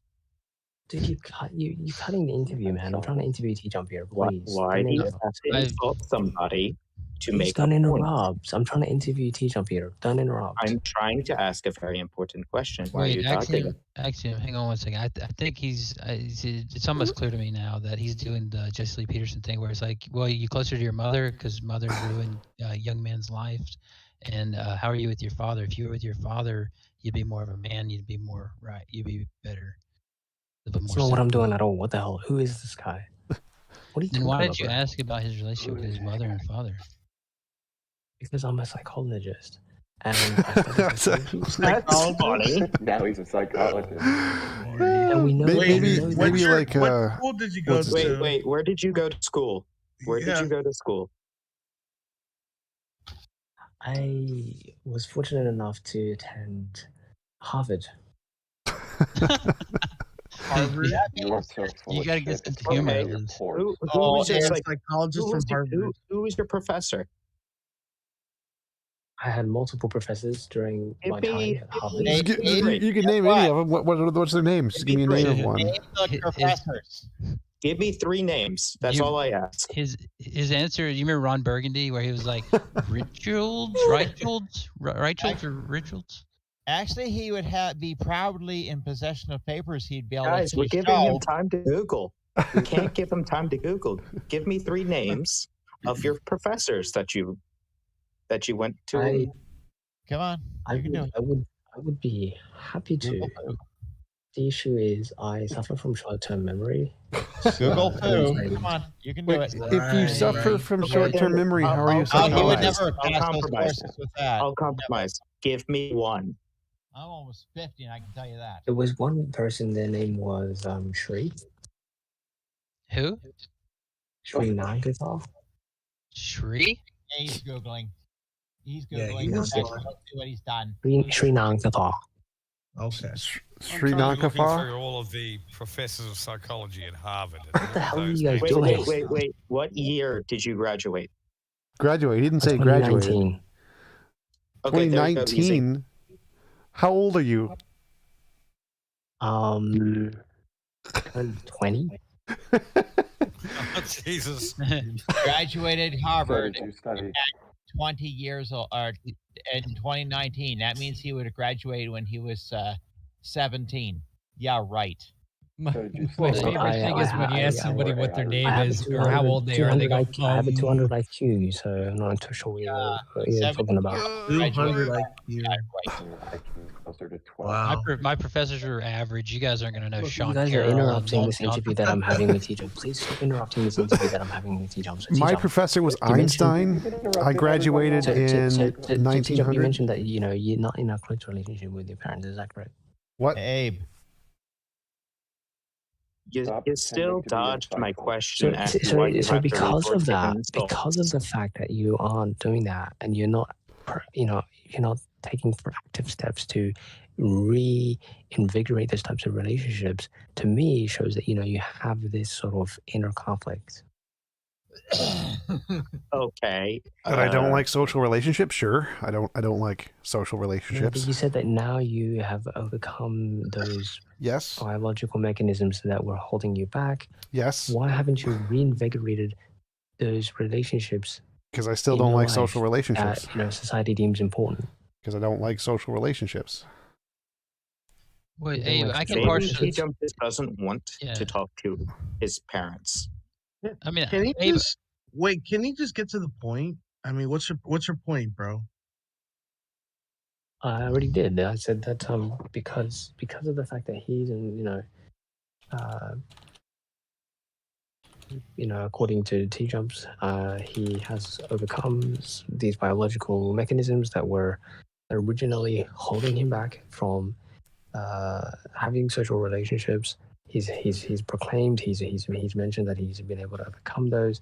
So I'm asking him, why hasn't he reinvigorated those relationships that society deems important? And he says he doesn't Maybe like because he social didn't want relationships. to, and So you his haven't really overcome You're the any of those. psychologist. So you haven't overcome any of those biological obstacles, then, have you?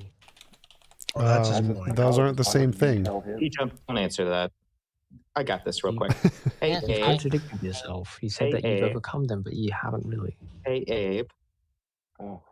Maybe TJump is his own individual and can make cognitive decisions for himself. Whether he's a determinist or not, it doesn't matter. Maybe he doesn't want to. Maybe he's perfectly happy just how he is right this second. Why does Would it be matter? even happier if he was able to reinvigorate parental relationships. yeah, Abe, I don't. Again, no. Yeah. determining what will make him happy. Wait, Who wait is- 1 second. Who, Abe, who would be better to diagnose? According to TJump psychology, happiness according to a rather than- psychology study, the people that have a closer relationship with their parents or guardians Abe, live can I a tell you more something successful secret? life. Can I tell you something secret? A pretend psychologist wannabe kid that's 20 years old says he graduated Harvard at 17 with no papers to prove it. That would be all over the news. I said at 20 in 2019 at 20 I graduated. Either way, you would, that would make papers. Hey, God He's 420, also let an AI Congress scientist. Don't forget. give it let Congress contender go, because I think he wanted to ask a question. Well, yeah, I mean, Abe's. Yeah, I mean, we all know Abe's professor, Isaac Newton. But so, Abe, I said actually don't. Shri Nagradar. Oh, Shri. I thought you said. No, I'm just kidding. But I don't necessarily That's disagree really, with you that's that it offending is. someone's name. That's really inappropriate. I don't necessarily disagree with you that it's probably good to work on your social relationships. I'm wondering why absolutely. you There's a haven't. study that's been conducted Hold on a second, Abe. that if you have a closer Let me finish relationship my with your question. parental guardians, you will live a more successful life. So I'm asking Yeah. TJump, why hasn't he done that? So- Because honestly, if he did do that, he wouldn't even be on Discord. He would be a multimillionaire.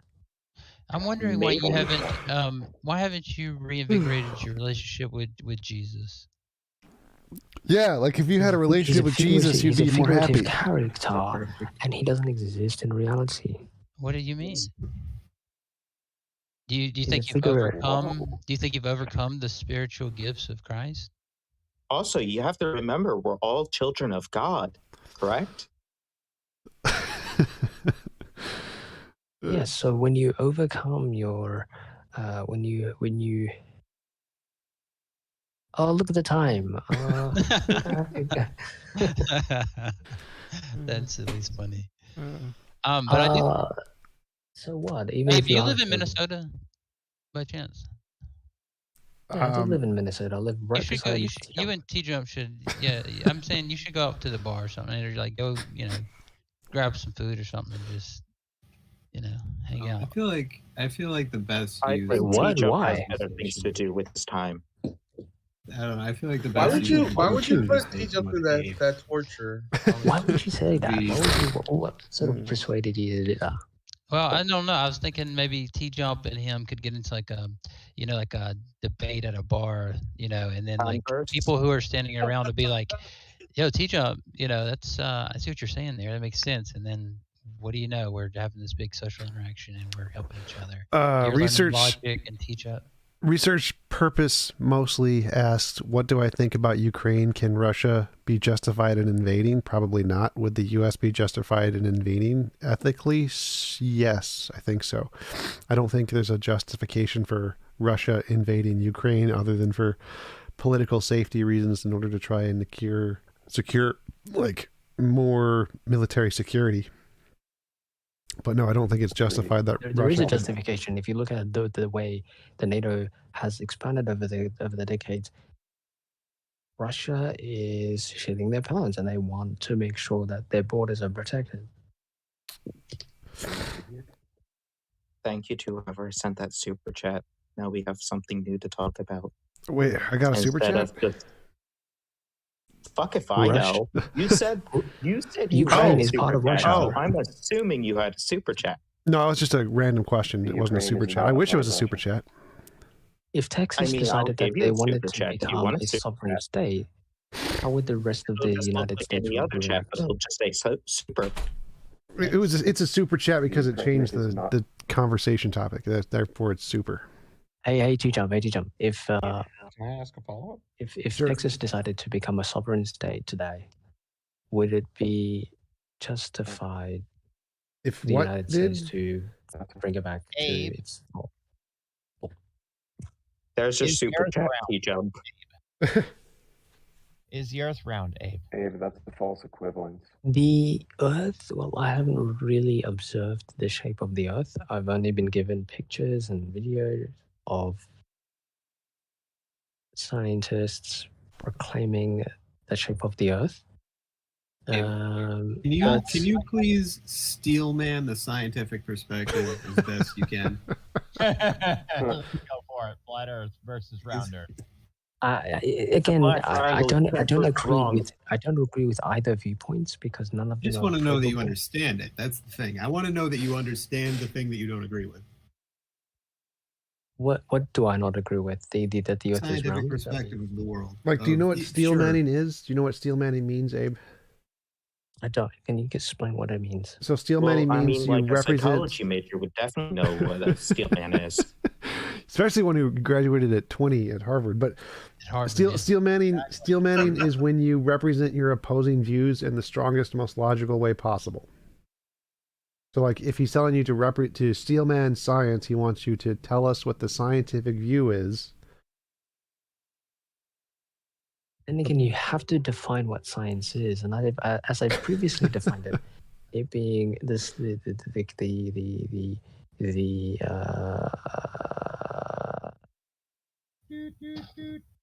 investing. Snap. Can someone find the dial-up sound? So if you define science, it's the. Hey, quick question. I think I'm remembering you maybe. Well, maybe not. But are you familiar with Craig Reed? No, who's that? Never mind. There was an Abe that used to come on his channel. I was wondering if it was Oh, you. But... Abe is a name he used because his account got banned. So he's Mango. Gotcha. I might know. Oh, okay. I think I remember you from the politics. I don't know who that is. I don't know who that is. Please shut up. His name is Eyebrow Mango. So, yeah. Hey, Abe. As a psychologist, could you just tell us what Dunning-Kruger means? Dunning-Kruger. Fucking great. Sorry, could you repeat that? What is the Dunning-Kruger effect?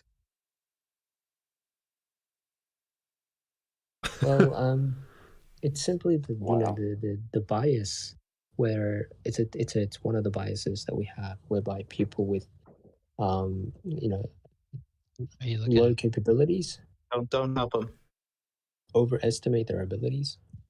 No, I was saying he's looking. So what you're trying to say is you're trying to sort of Well, it's part of it. define That's half. me as being someone who is sort of displaying the Dunning-Kruger effect. No, they did not claim that. They asked you what they asked if you knew what the Dunning-Kruger effect was and if you could explain. I just did. It's a cognitive bias. You're right. It's a cognitive bias. It's a cognitive bias. It's a cognitive bias. He also phrased it the same exact way as the Wikipedia articles. Research purpose mostly, since a super chat. Thanks. Give that guy a follow-up for the Ukraine one. Like It's basically like, if you think about it, if you're somebody who has a high IQ level, the authority of the super chat, friend. Super chat's really saving this voice conversation. Really putting in that work, guys. Yeah, I don't think Russia would be justified in invading Ukraine just because their NATO is expanding. NATO's expansion doesn't affect anything in Ukraine. It does it's affect not like it because you haven't studied history, and so you don't have the historical context. What does the historical context have to do with NATO? I guess. Well, the follow up I have, I guess, is what do you take about the ethical argument that Putin tries to put forward about we're bringing back the ethnic homeland of these people that's been stolen, split apart. Yeah, all right, fair enough. All right, you don't take it seriously, yeah.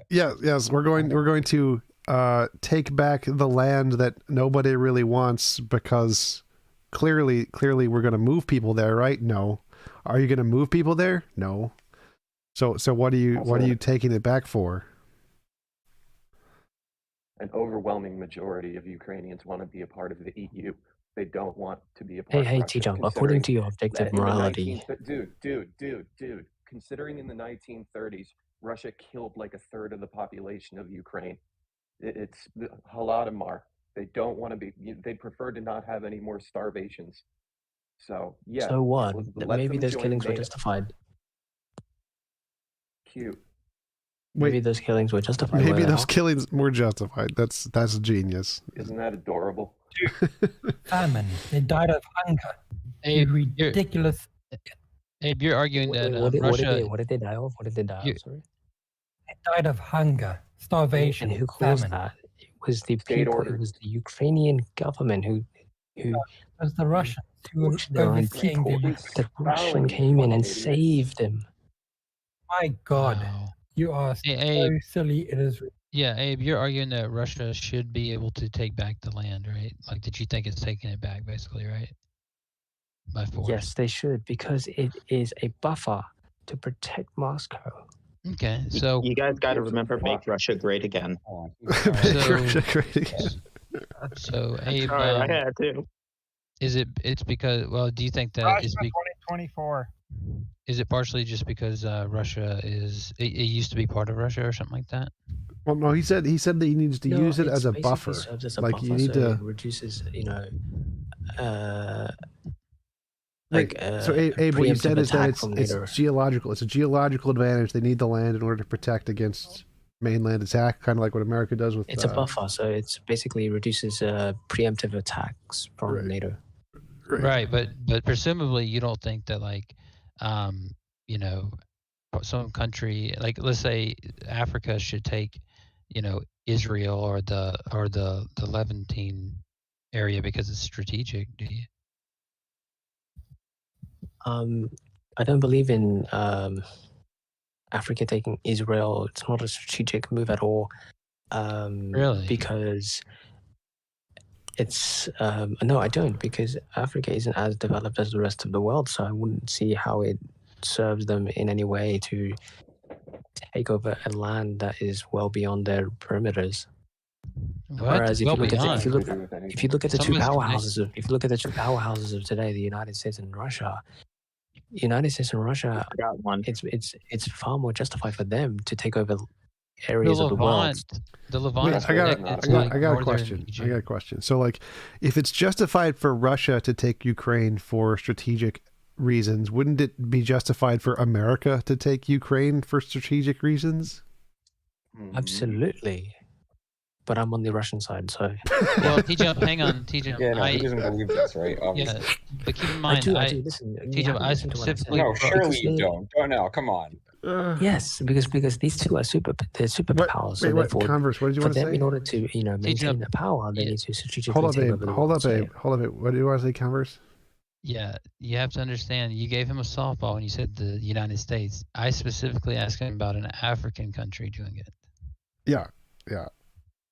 And that was a Yeah, big African no. no, because they just don't have the means, the technology. They're not considered to be superpowers like Russia and the United States. They don't need them. For them to Listen, take over. they need to be more simple. They don't need technology. They need to be simple. What did you say? Sorry, simple what? They're simple. Remember, simple's better. Out of this invasion, not looking like the bad guy. Yeah, but the thing is, we're talking about the current circumstances. We're not talking about how we should live our lives.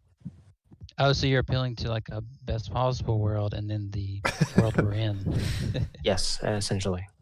Okay, so I don't see what your whole deal was with TJump earlier. Yeah, it's because you're just saying, well, the best possible world is they would have technology and be able to take it over. But since they don't, we have to deal with this world. Yeah, in this world, if if you want to live a fulfilling life, then live a simple life. That's what I was advocating for. Okay. So, I mean, I think the Native Americans should take back the United States because it's more strategic. Yeah, actually, I've got a question with TJump. If you believe in objective morality and in your world, in your possible world, is it moral for the indigenous Americans to take back their land? No, that would still be immoral. That would be immoral for them to take back their land. If they did it by force, yeah, forcing anybody to do anything ever without their consent is immoral. But did the Americans did not take the land from the Americans by force? Yes, that's immoral too. So taking it is immoral, and taking it back by force is also immoral. So do you not believe in the philosophical principles regarding inversion? Abrosion? What? So if someone were to do something immoral to you, it's justified for you to do something immoral to them in order to balance out the books. Yeah, it's justified immoral action. So, like, if someone punches you and you punch them back, it's not moral, but it's a justified immoral action. So, therefore, it's justified for them to go ahead and take back their land, yes? Yeah, it'd be justified for American Indians to fight for their land. Sure, it'd be immoral, but it'd be justified. No, not fight for the land. Take back. By force, right? They'd have to take back, just like how the people who've taken it from them. That means fight. That's the same thing as fighting. That's fighting. No, it isn't. It's taking back. It means you guys taking the boat and going back. How did we take it in the first place? Did we fight them with guns and stuff? Actually, no, yes. Only a small number of people did that. Actually, what happened was it was a peaceful takeover. And so now you can have peaceful takeover. What? Is it possible that it could be a forceful takeover if there was no violence? Trail of Tears was peaceful. It's a forceful takeover because Trail of Tears, totally peaceful event. Just a peaceful takeover of the Trail of Tears. History sort of, Wait, Abe. Serious question. Did you also study history in Harvard? I did actually. I did. I took a major in history. So. Wait, you have a major in history and what? PhD in history. Psychology. I took two majors. Yeah, when he double majored? He double majored. So history, what it tries to do, history tries to sort of theatricize the Wait, what events was of the that word? past. So Theatricize? Was it theatricize? Is that so it's the basically word you said? what it tries to do is it tries to make it it tries to, what's the word when you try to make something more than it really is? Dramatize. Dramatize. Yeah. What's the other word? I think it tries Exacerbate? to, like, Abe, you're using all this specific word. technical Harvard language. Worse. So anyway, history. If you look at history, what they try to do is they try to dramatize the events of the past, when in reality it's not. How we imagine it, how it actually happened. Yeah, do you guys? How did his it? history How did it professor happen? Was, How did it was really Nima happen? Arpani Mahad. What was that? Sorry. Yeah. So how did it happen? Is what TJump said. Just imagine yourself today, right? If you walked into America, if you were the early pioneers of America, and you walked in, how would you conduct yourself with the Americans? You're saying like if I just walked into Africa today, how would I conduct myself? Yeah, like let's say you wanted to set up a settlement in America today, how would you react to the native peoples? How does this tell us what happened? Just can you answer the question? Stop thinking about the past. Just think of the current scenario. How would you react to the native people if you went to America today and you wanted to settle there? Well, if I built a house and we were attacking it. You saying we're morally equivalent to how they were? Stop. No, that's not what I'm saying. Just answer the question. How would you react to the natives people if you went to America today and you settled there? How would you react? Normally, I guess. Put a modern person's moralities on something from. Stop assuming and just answer the question. Did we get any more super chats? No, not yet. No, unfortunately. Why don't you just answer the question? Why are you assuming things? Oh my God. I would treat them like people. Yes. Okay. All right. So you would treat them with people. Okay. You set up your settlements, right? Sure.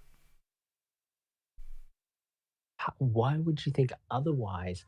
That in the past, that do you not really think that only a couple hundred years ago that people didn't act normally around others? Yes, because they like to conquer and shoot stuff and take stuff by force. No, they didn't. That's a lie. It's literally just a few hundred years ago, bro. They do that today. Like that's what Russia's trying to do in Ukraine. This is the same as today. Dude, they did it all around the world, bro. I'm in full circle, aren't we, TJump? The Russian Prime Minister is the most kindest person on earth. Hey, they used to hang people in the streets for dissent. And for being witches. I was reading about today. Actually, I was reading on about the black stock market. The black Wall Street massacre, the black stock market massacre. Black Wall Street. Abe, I was going to ask you about slavery, so I guess. Yeah. Go ahead. Sure. Yeah. Go ahead. Wait, I wanted to see, was he going to say Tulsa was... Before you ask, Abe would be the best person to ask about slavery since, he majored in Harvard about history. Yeah, go ahead. Yeah. But before you go on the Abe, I was wanting to hear what you were going to say about Black Wall Street. So the Black Wall Street, there was a massacre that occurred because of a black man who sort of done some atrocities to a white girl, right? And the white people were going to go to that black community and find the guy and lynch him. That is not bad. That is just how they sort of conducted their. Abe, you believe that? Massacre isn't bad. Massacre is totally normal. So that's because they didn't have a police state. Because they didn't have a police state. Oh my God, this is just getting even better by the second. Is this what they teach at Harvard? That's what they teach at Harvard. Can I finish, please? You guys got to remember, this is what they teach at Harvard. You should have went to a more simple university. The flat. You know that? You fucking can't finish. Can I finish, please? No. Abe, I think you should go back to trying to steel man the scientific perspective. So No, please, just can I finish? No, I didn't mean to distract. Frank asked a question. Yeah, no, I was also going to ask, do you know who Eric Erickson is? So. Can I finish, please? Can I finish? Okay, that's fine. If you don't know who that is, that's fine. So the lynching that occurred for that black man, that's justified because that's how they carried out their sort of policing, if you will. If somebody committed a crime, they would get lynched. So irrespective of their race, there was a case where a white person did some harm to a white lady. He got lynched as well, even though he's white. So irrespective of race, you get lynched. So that's just how the community ran back then. And if lynching was something, if we didn't have a police state today, then lynching would still be done in America, basically. Wait, Because that's not. Yeah, but you realize that's a straw man. Like the reason why it started was because there were laws that segregated black people from shopping. Well, there was in also white several neighborhoods. other 100 people who died. It wasn't Did just you the not black men. Did you not hear what I just said? I said white people also got lynched for committing Wait. So That doesn't explain it. punishing people from crimes is different from lynching hundreds of people. Like they didn't just lynch one guy; they killed hundreds of people. It was a massacre, not a single death. It was a massacre, and if you look at the numbers, it was even. The people who got injured was also the white people as well. You did realize that. That doesn't make it moral. So killing hundreds of people TJump. to lynch TJump, one you gotta guy. remember, they not were moral. amazing people on both sides. You have to understand that if a black woman or a black man, I'm sorry. oh my God, these people just keep interrupting me. If something happened to another person, like a black person, right? The black people would also come to the white community and destroy their own community as well. There's evidence of that. So Abe, you think that because of a couple of lynchings, they created Black Wall Street instead of it being about financial issues, like also about like how they were prevented from shopping in white neighborhoods and money circulation things? You have it all twisted, bro. You have it all twisted. So the reason why the reason why segregation existed is because the people in that time knew that in the entire world there never existed a group of people where they had a society where there was a mixture of race. Never occurred in the world that you had a white and a black in the same city. Never. It was only recent times that we started to sort of have mixed race cities. That never occurred in history ever.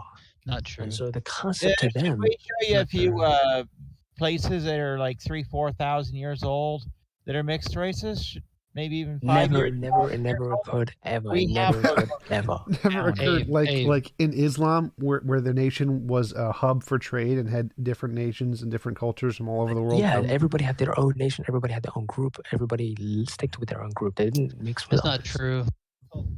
No, that's not true. Look at, for example, the Egyptians. I look at their iconography, and you see there's like even the rulers are sitting in a row, right? And it's obviously different colors.